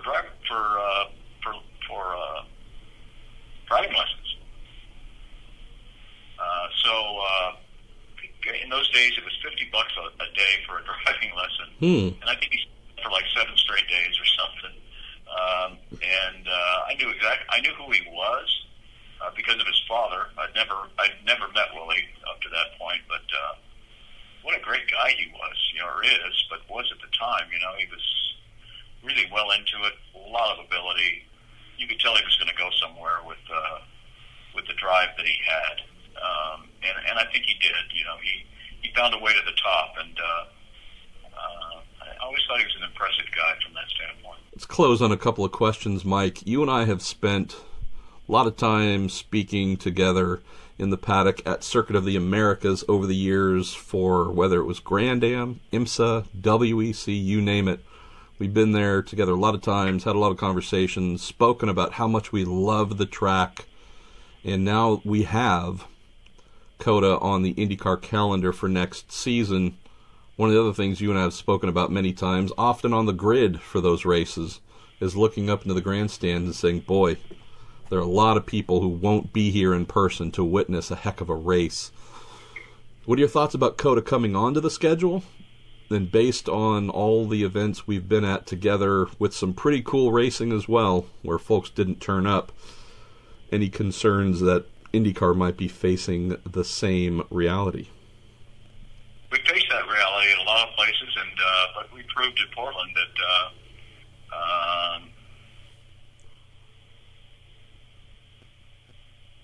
it works the other way. I think that they have a great population base there, and they certainly do in the geographical area. I don't know that they'll draw fans from other states, but they certainly be able to draw fans from Texas, I would think. That's number one. Number two, I don't remember what it cost to build that facility, but I think it was originally meant to be $300 million, but when they were put under the time constraint of it had to be done in 1 year, they added $100 million to that. So it was a $400 million exercise to build the place. Wow. It's a $400 million facility. If you haven't been there, you should go. It's a terrific place. It's a terrific facility. And I know that IndyCar had talked to the track about changing one of those sections on the racetrack to increase passing opportunity coming back from the backside to the front side of the racetrack. So it probably won't be exactly the same track that the Formula One guys are on, but it's certainly 90% of it with more passing opportunity for an IndyCar. So I think that has upside potential. I'm happy that we're going there to test in advance of the race, and I'm certainly happy we're racing there in March. Oliver Howells asks, what are the different routes to becoming an IndyCar race strategist? Wow. I think I can tell you the route that I took, maybe, but I don't know if it's a route everybody takes or not. I have no idea. I raced cars first, and then started working on cars, so certainly understood maybe from a global perspective what the driver sees on the racetrack. But one of the biggest advantages that I had, or one of the biggest helps for me, was that before I started calling races, I spotted on ovals. And when you do that, what happens is you suddenly look at the race from a completely, you look at it not from a landscape view, but from an overview, a global view. You see how track position is created. You see what happens on the stops. You see how some drivers take full advantage of the racetrack when they leave the pit lane and others do not. You see what happens when a driver's put out in traffic on fresh tires versus one that's put out free of traffic for 2 or 3 laps. Those first 2 or 3 laps on fresh tires gain you so much track position compared to your neighbors that they will never get you back. So you learn a lot by doing that. I certainly did. But the biggest thing really after all of that is you need to surround yourself with people that are willing to talk to you on the intercom during the race. You know, people seem to have labeled me as this great strategist, but the reality is I'm just the mouthpiece for all these people that help me make these calls. Each vocationally has a lot to offer to us when we're trying to figure out what to do. I think last weekend at Portland was a good example. You know, we had talked about a 2-stop strategy, but we didn't think we could get there. If we'd been running at the front of the race versus the back of the field, we never would have gotten there with a 2-stop strategy at the front end. Look what Hunter Ray did. He came in early. I think it was during yellow. Figured out the same thing we did. And Bourdais guys did it. So I think you have to take full advantage of opportunity that exists as a race team, as a group of people that are strategizing on how to get you to the end. And I think then also as a group of people with strategy, what you have to do is you have to look at the reality of the day that you're racing, and not let ego get in the way of the decision making. You gain that by experience. You gain that from the experience of a given day, and then you have to be willing to understand the strengths and weaknesses of the people that are going over the wall, the person that's driving your car, and the equipment that you have. You have to look at all of those things, I think, with a very, very open mind. And if you can do all of that and pass the test 51% of the time, I think you're doing okay. Well, I guess the other point being here, Oliver, is that if you look at those who are race strategists, very rarely are they young. Very rarely do they lack a little bit of salt in their beard or, a couple of gray hairs. There are some exceptions, but for the most part, you have veterans who have, as Mike mentioned, seen all sides, been, whether it's going over the pit wall and listening to a strategist say, hey, this is what we're thinking, a 2-stop or a 3, or we're going to short fill, or someone who has come from all sides, who also has a fairly encyclopedic knowledge, memory of the scenarios they've been through. Hey, we've been at Portland before. We remember that, this often happens. Or they're, knowing your trends, doing your data work as well to see that, at this track, historically, we have X amount of cautions. They tend to fall in this range. Not saying that's exactly what will happen, but at least we know to start thinking that by the time we get to lap 23, historically, there have been some things that have happened, so keep that tucked away in the back of your mind. Then you also have to have the ability, if you want to be a good race strategist, of not marrying yourself to a preconceived notion. Hey, a 3-stop strategy is going to be the best one that's going to win the race. Well, it might turn out to be a 2, it might turn out to be a 4. You can't necessarily force your preconceived notion into being a winning strategy. Sometimes it takes saying, hey guys, remember that thing I thought was going to be the thing? Well, it's not. And we're going to have to change up because it looks like that's what the race is telling us. So it's a lot of things. Most of it, it's experiential, but also, strong power of memory and observation, plus a willingness to go against the grain. I was never very good at being a race strategist, so that's why I'm not, and that's not one of the things that I mentioned I ever did, because I was so good at it that no one would ask me to do it again. All right there, Mike. Let's grab one or two more, and then we will be all done. I like this one coming in from Jordan Darwin, who says, Marshall, what is the status of the roll hoop displays for IndyCar after they're pulled in May? I was hopeful that the replacements would be on cars within a month or two. I like the new displays, but I understand that they're having issues at full speed on super speedways. Hoping we can get back to the bigger displays in 2019. Last time I asked Jay Fry about this, Jordan, which was maybe a month ago, might have been mid-Ohio or something like that, he said, yeah, it would definitely be a 2019 thing. I believe, don't hold me to this, but I believe they might be looking for a new vendor altogether. There's the question of, well, hey, the old ones worked. Why not go back to those? I think IndyCar really liked the potential of the new 2018 displays they had. The electronics within the panel, the backside of them, just were not robust enough to handle all the vibrations, all the frequencies that were being sent through them. And if this was something that could have been solved and put back on the cars this season, it would have happened. The fact that it hasn't tells me that either IndyCar has found that the current vendor is not one that will be able to provide a permanent and proper solution. So I think, provided we do get them back next year, which I know they're working on, Mike, I wouldn't be surprised if there was a different company supplying those pieces. And let's see, where else can we go for a final question here and be done with this episode of the Week in IndyCar. Let's see. Here we go. We're going to get some great pontification here. This comes in from Adam Jensen. Final question of the week. Hypothetical. Say for a moment, IndyCar has decided to open small amounts of air development to teams. What are some of the ways to control costs? He says it's easy for a layman to say, just implement a maximum annual expenditure, but how would it be policed? So, I guess, Mike, if we could open up a small area of aero development, is there a particular section of the car where you think that would be smarter than others?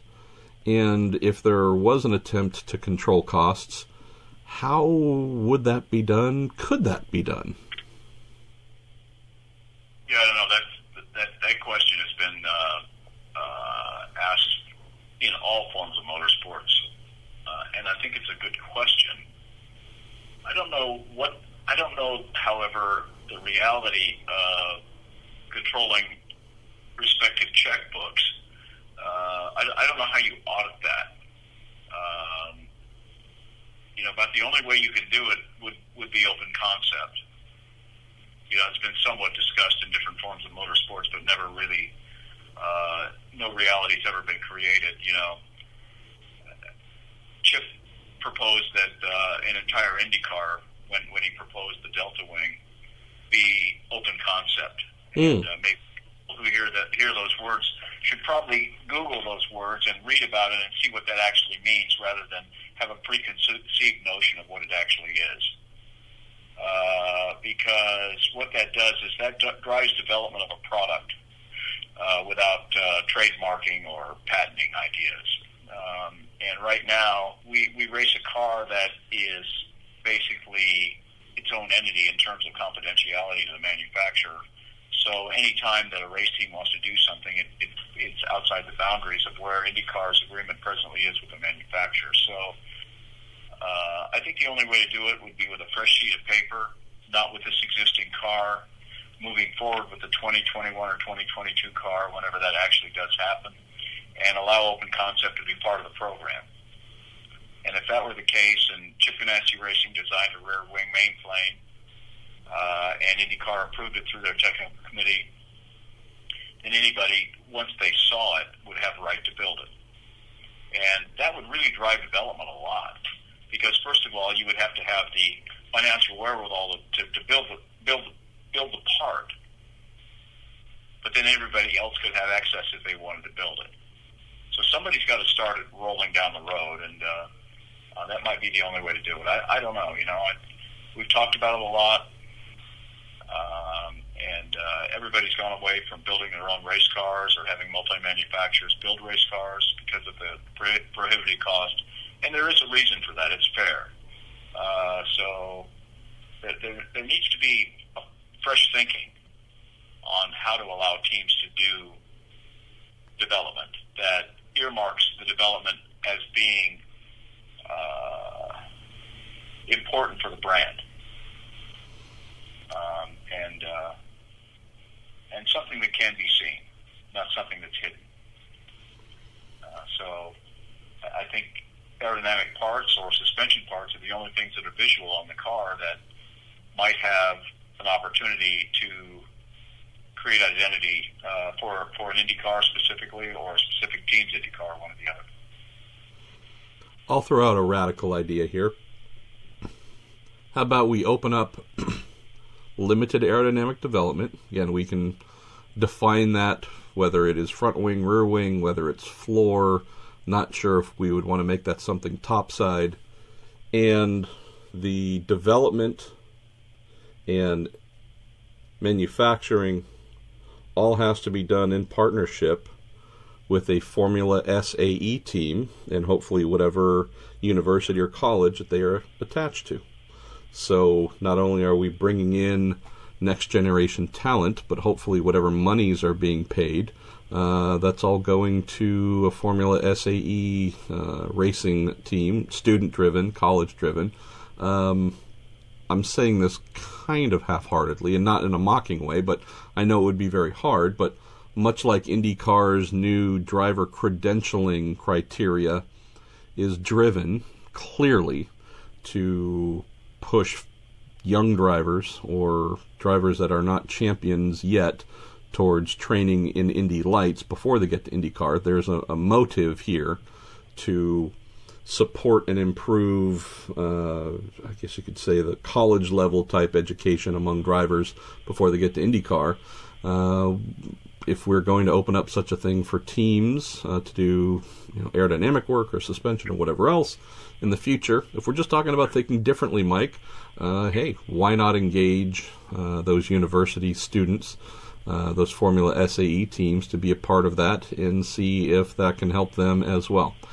That might be a crazy or dumb idea, but at least it fits into the alternative thinking thread. Well, sir, am I going to see you this weekend in Monterey, or are you going to take a breather? What's the plan here? Well, we're not lifting at this point. No, Laguna Seca this weekend for IMSA. Yep. Yeah, we get a big race out there, race on Sunday in Monterey, and not going to take the red eye back to Indianapolis on Sunday night after that. I think I'm just going to go up to Sonoma. Good man. So, but yeah, we got a couple coming up here. Great. Well, Sonoma, Laguna Seca, IMSA. Yeah, looking forward to it. Well, I will look forward to seeing you here in just a few days. I am going to venture up and see a little bit of the IndyCar testing Thursday morning, and then blast down to Laguna for Thursday afternoon onwards. So look forward to seeing you there. And then, good Lord, Mike, we only get to have one more Week in IndyCar episode next week while the 2018 season is still happening. So we'll enjoy your company more than once here in the coming days. Thank you as always for coming on, my friend. Pietro Fittipaldi, thanks for joining us. I believe this is your first visit for the old Week in IndyCar and the Marshall Pruitt podcast. Coming off your best IndyCar finish to date at Portland, tell us about your weekend in general, because it seemed like you were a pretty strong puppy throughout. Yeah, I was happy with how the race weekend went. It's my second road course after my accident, my injury. So obviously I was happy with the result, with my first top 10 finish. But most importantly, very happy with my progress, because at Mid-Ohio, I think maybe I anticipated my return a little bit too soon, because I was under a lot of pain. But when I got back at Portland, I was feeling a lot more like myself, feeling a lot better, a lot stronger in the car. And then the results showed, and obviously the whole Dale Coyne Racing team did a great job, especially on the pit stops and strategy. My engineer, Michael Cannon, who he's doing a great job, so I'm happy to be working with him. Well, I need to ask about that because Cannon's not only a dear old friend but also a crazy SOB. You two strike me as kind of being the perfect fit because you're both very good at what you do, but you also have that fun and silly side to yourselves. Has that allowed the two of you to connect or click maybe faster than you would with maybe an engineer that had a different personality? Yeah, of course, and I think we could right from the start. From my first test I did with Dale Coyne Racing in January at Sebring, I already felt a good synergy within the team. I loved working with them, and it's been like that all through the year. So I'm happy to be working with them. Well, those are some nice lies you just told. So, all right. Well, let's get into some Q&A here as we try and let our listeners drive the conversation with how we've been doing our podcast recently. And again, appreciate you taking some time here, coming straight out of rehab, and not the kind of rehab most people go to out here in California, but actual physical rehab. So good on you there. Daniel Kincaid is one of a few people who asked, what are your 2019 plans? Are you still interested in F1 or the WEC, or going full season in IndyCar? I think my main goal for next year is to be doing something full-time, full season. I think that's really important. That's the main focus. And, of course, IndyCar is, of course, one of my main options. And, I think now I just have to focus on the last race at Sonoma, see how it goes. We had our first top 10 finish at Portland. I want to keep improving on that at Sonoma. But, of course, 2019, I still haven't decided what I'm going to do, but the main goal is to be doing something full-time. And tell us as well, Pietro, you have some good sponsors who have been behind you. What kind of feedback are they giving you? And I'm not asking you about specific series and such, but are you hearing from your sponsors that they want to continue with you to do something full-time? Or are you also having to go out and find some additional sponsors to make full-time possible? No, of course. I've been part of the Telmex group. They supported me since I went to race in Europe. After I won my late model championship here in North Carolina, they brought me over to Europe, and that's when I did the 5 years in Europe, and they're happy with how I've been progressing, especially after my injury. The main focus was, try to get back to 100% as soon as possible physically, and we've been working towards that, and the results have shown that, and they're happy with the progress. All my sponsors are happy. They're a good club as well, and now we're just focused on the last race in Sonoma to try to get another solid finish. Next question comes in from Howard Bennett, and he says, has Pietro had an opportunity to drive any of your grandfather's or Uncle Wilson's old Fittipaldi F1 cars, the Coper-Sukar models and such? So curious if you've had a chance to sample. I've never actually got the chance to drive one. I really want to, but there was once, when I was racing in England in the British Formula Renault, we had a lot of these open tests where a lot of different cars were driving on track.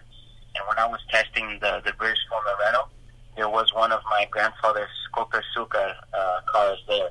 And the guy let me sit in the car, but he didn't let me drive. Oh. I was like 16 at the time, and there was a big car for me, and I also didn't reach the pedals at the time, and so he didn't let me drive. I got to sit in it, but I didn't get to drive, unfortunately. Wow. Well, here's another great question from Jerry Siddeth, friend of the podcast. He says, I have a question for Pietro. He says, what was it like wrestling a stock car around Hickory Speedway? And is there anything you learned running stock cars that you can apply to Indy cars and even sports car racing? Man, I loved racing late models. I loved racing the stock cars. Hickory is a small track, a really tough track. They usually get a really good field of cars. I raced there for about 2 years. And, of course, it's very different, right? Because when you go from a stock car to an open-wheel car, everything changes. The stock car, it's a lot heavier. There's no downforce. You can probably race harder with the stock car because you can bang wheels and things like that. Then when you go to an open-wheel car, you have a lot more downforce. The car is a lot lighter, and you're going a lot higher speed as well. But I think a lot of the things I learned when I raced late models here in North Carolina, I can put into with the IndyCar, even though it's vastly different the way you drive it. A lot of the fundamentals are the same, especially in the short oval racing, because that's the only late model racing I did. But for example, all the qualifying procedures the same. That I think helps me a lot. When late models would go out and qualifying single file, and then you go out lap, green, white, checkered, and it's the same sort of procedure here in IndyCar. And I think if you come just from road course racing and you go straight into doing that, it's a little bit difficult to get a hang of it, because you have to go you have to get on it as soon as you go out of the pits with cold tires. And I think late model racing taught me that. And and another thing, like even setup changes, the cars are different, but it's still very similar in a way. And I'm able to use that experience to make me better in IndyCar. Well, having watched and shot the race from trackside, I can tell you that, well, excuse me, while it's an assumption, seeing how much opposite lock you were feeding into your car and driving the wheels off of your Indy car, there's a part of me that was thinking, all of his oval experience and late models and having to hold on to those beasts, it's pretty clear that a car squirming around beneath you and having to make speed out of it, that's an area where you are certainly comfortable. No, thanks, man. Yeah. All right, let's see. Where should we go next? Greg Fetchick says, Pietro, whenever you strap into a race car, do you ever reflect on your family history and your place in it? And he said, do you find it to be a burden or an inspiration? No, I find it to be an inspiration, really. I mean, it's an honor to be part of such a big racing family. Not only my grandfather raced, but, Christian raced as well. He's my second cousin. And then also Max, right? Max Pappas, who is one of the stewards of IndyCar. He's my uncle. So I have this big racing family, and for me it's an inspiration to be part of it. It's an honor to carry the Fittipaldi name. But of course it also helps me a lot, having all these people that know a lot of other racing people, understand the sport. They're always supporting me since I was young. Without my family, I wouldn't be racing. They first, they gave me the love for racing, and just to be around them, feed off their experience, it helps a lot. We had the 2019 IndyCar schedule come out this morning, and we've had a lot of folks commenting on that, and also making mention of IndyCar heading to Circuit of the Americas for the first time. What are your thoughts? I think it's going to be awesome. Yeah, what are your thoughts about the schedule that we have coming up next year, and also, I guess from a driver standpoint, I've never heard a driver complain about COTA, but having been there and covered many, many races with a domestic series, my only significant concern is one of, if it hasn't been Formula One and it hasn't been MotoGP, nobody's turned up. So that's my only fear. I know you would love it, obviously, but I don't know if we're going to have enough people there to watch. But at least from a driver's perspective, what do you think about this new schedule and COTA now? Yeah, I looked at the schedule today in the morning, and I love the schedule that they put out. From a driver's perspective, I love COTA. I mean, I raced there last year for the first time. It was the second to last race of the championship with the World Series. And, the World Series car, in terms of power, downforce, it's very similar to the IndyCar. And I love the track. I mean, the first sector, you have that braking zone into turn one, which causes a lot of action, especially on the start, but it's so wide they can go 4 or 5 wide through there. Then you have the fast section right after that corner, which is awesome. Then you have that back straight again, where there's a lot of action that can happen. It's a big straight where you can tow other cars and pass. And then, sector 3, at the end there, it's another sort of fast, tight section where you can overtake a lot of cars too. I love the track personally, and as a driver, I'm happy that IndyCar is going there, because if I get to drive there, I know I'm going to be happy. On a related topic, I guess I did fail to realize that you are one of very few current IndyCar drivers who has raced at COTA in an open wheel car. And I know, again, just from having watched many F1 races there and, reading comments as well, the F1 races have not always been the most exciting things. There have been some that have been really good, don't get me wrong, but quite often, whomever the top 2 or 3 cars are wander off, and then that's really the end of the show. Any thoughts with this new universal aero kit, lower downforce, etc.? Any thoughts or predictions, having raced this car on a road course now a couple times, if it might be a good fit for COTA? Listen, I think it's going to be a good fit because if you look at Portland, or for example, even Mid-Ohio, those tracks are difficult to pass. Portland also, coming into it, it's been 10 years since IndyCar has raced at Portland, but looking at race footage and things like that, it looked like a very difficult place to pass. But we were able to pass. Even I was able to overtake cars. A lot of cars were passing at Portland. And looking at Austin, the layout, the straights are longer. You have a lot more corners where you're coming out of like hairpins and then going on to a long straight. So I think that the passing is going to be great. I think the racing is going to be good there.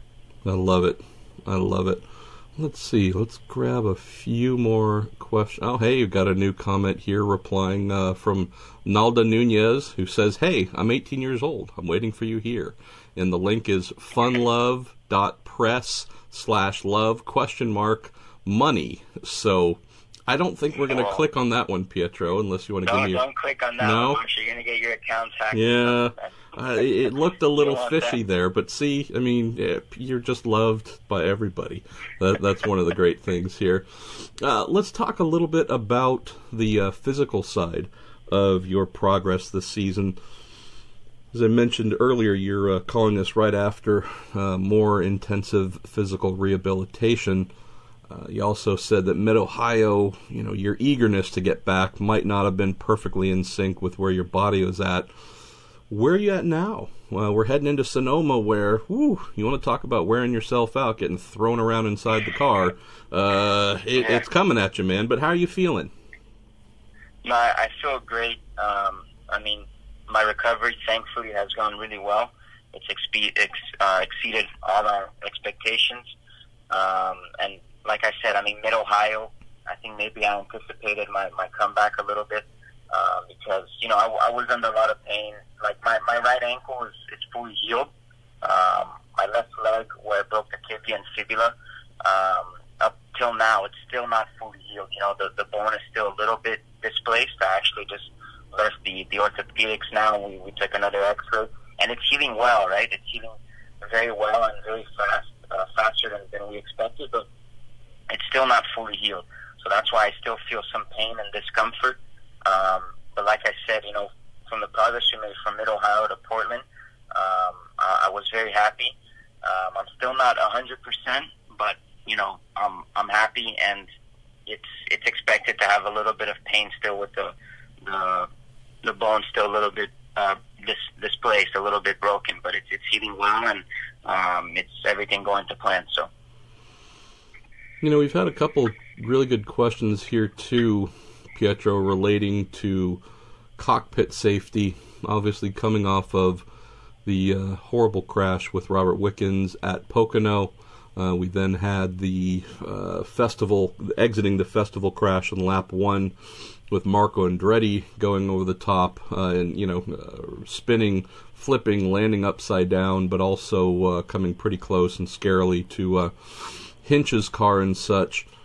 Any thoughts on preference of either the aero screen that IndyCar is working on, which maybe isn't meant to be a halo type thing in terms of a big structural piece that will prevent something from landing on top of you.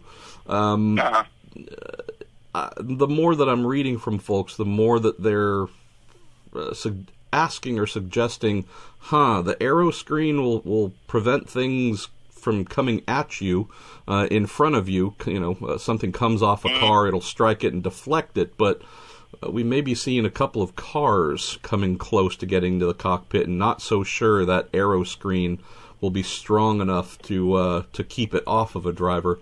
You have any thoughts as to whether you think continuing down the aero screen direction is best, or adding some form of halo-ish element to it might be the way? I don't know if you have an opinion there. Yeah, it's the only thing. It's very difficult, right? Because when they looked at trying to add the halo to the IndyCar, I think the issue that they encountered was when you're driving an oval and you have that halo structure on the oval. It's not like the road course where you're just looking sort of straight ahead. On the oval, you're always looking a little bit sort of. I don't know how to explain it. You're not looking straight ahead of you. You're sort of looking a bit more upwards, right? Yep. Because it's always banked.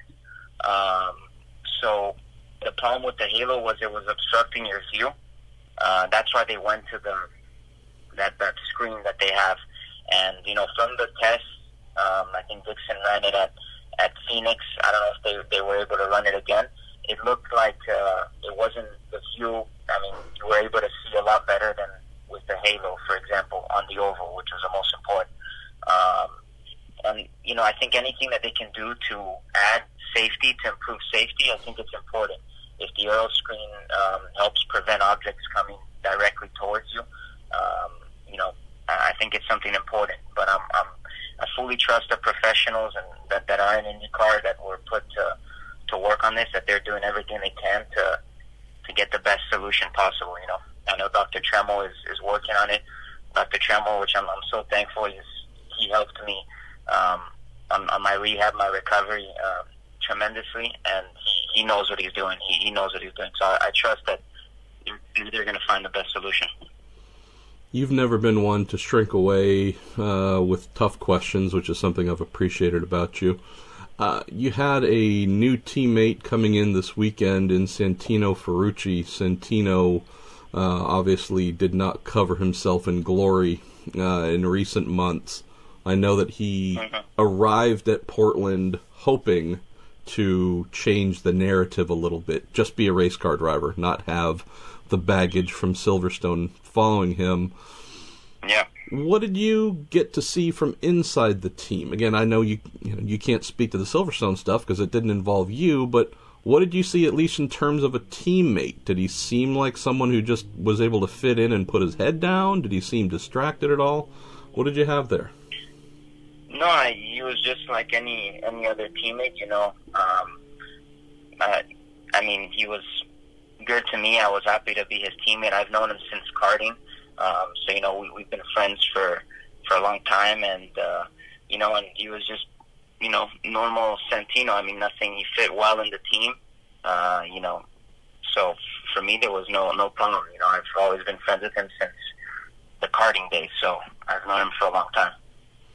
Well, it's too bad you've known him for that long. I've known him for a long time as well, so that's also something I regret. No, it seemed like, we can't speak for anyone else, but it seemed like he did the things that he was hoping to do, which is go out and demonstrate speed. He didn't find himself, at least that I recall, in any scenarios where he could have done something or had a reason to do anything negative. So it seemed like a clean weekend for him. I don't know if there's anything to take away from it other than it just seemed like a weekend where he could go motor racing, and that was the primary takeaway. Exactly. So if he has more of those, maybe that's where his narrative will follow. Let's get to a couple of final questions here, Pietro. So as you look to Sonoma, what is it you're hoping to achieve? I know that the obvious question is lead every session, sit on pole, win the race, but just from a general career standpoint, are you looking at Sonoma as the final race of your IndyCar season as holding any particular added value? I really want to show this, demonstrate that for the future, or is that not how you're viewing it? No, of course I'm viewing it as like we got to keep progressing, right?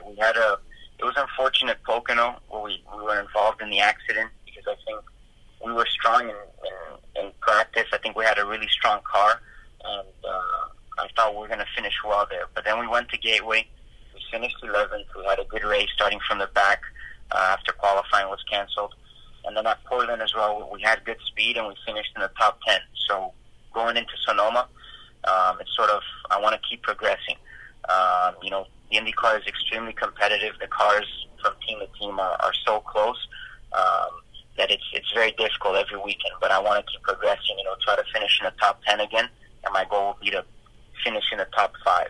And the other thing for me is every week my body, like my leg, is getting stronger. It's healing more. Like I said, in Portland, I'm not quite 100% yet. Maybe I'm 5% off on the braking zones. That's where I struggled a little bit. I had to still change the master cylinder to a smaller one to help me. But every week, even every day, I'm getting stronger. Even like walking or going upstairs, I can feel my legs just getting stronger. So the thing for me is I have a week and a half now, so I'm going to be racing at Sonoma, and I want to arrive there stronger than I was in Portland, and then again try to finish in the top 10 to be consistent. But then the goal is to be in the top 5 to progress from finishing the top 10. And also from finding out where you will be full-time next year standpoint, I assume you're not just waiting for the season to end and then thinking, oh, hey, we should talk to people, see what might be available. Again, I wouldn't be correct to ask you to tell us who you're speaking with, but safe to assume that conversations about landing, whether it's IndyCar or somewhere else full-time, that those are conversations you and or your managers have been having all along? Yeah, of course. Conversations have been going. The main focus for me was, after the accident, was get back in the car, get comfortable again, get strong, and try to get back to my 100%. And that's been my focus. Even now, I'm home. I'm doing physical therapy every day, training every day to get stronger. And of course, conversations have been going. And like I said before, the main focus is to get a full-time ride next year. And I love IndyCar. I love racing here, and I think that racing in IndyCar, I can do something. Like I can win races and win championships like every driver wants, and I feel like in IndyCar I can do that. And so the goal is to be racing full time, whether that's IndyCar or F1, Formula E. I don't know yet, but I'm just focused at Sonoma now, and I'm going to do my best there. Well, it's time to let you get on with your day, young man. As always, I appreciate the time that you offer, and I hope we do get to have you back here in IndyCar full time, because you bring not only speed and talent, but you also bring some fun. And I know that this year's been tough.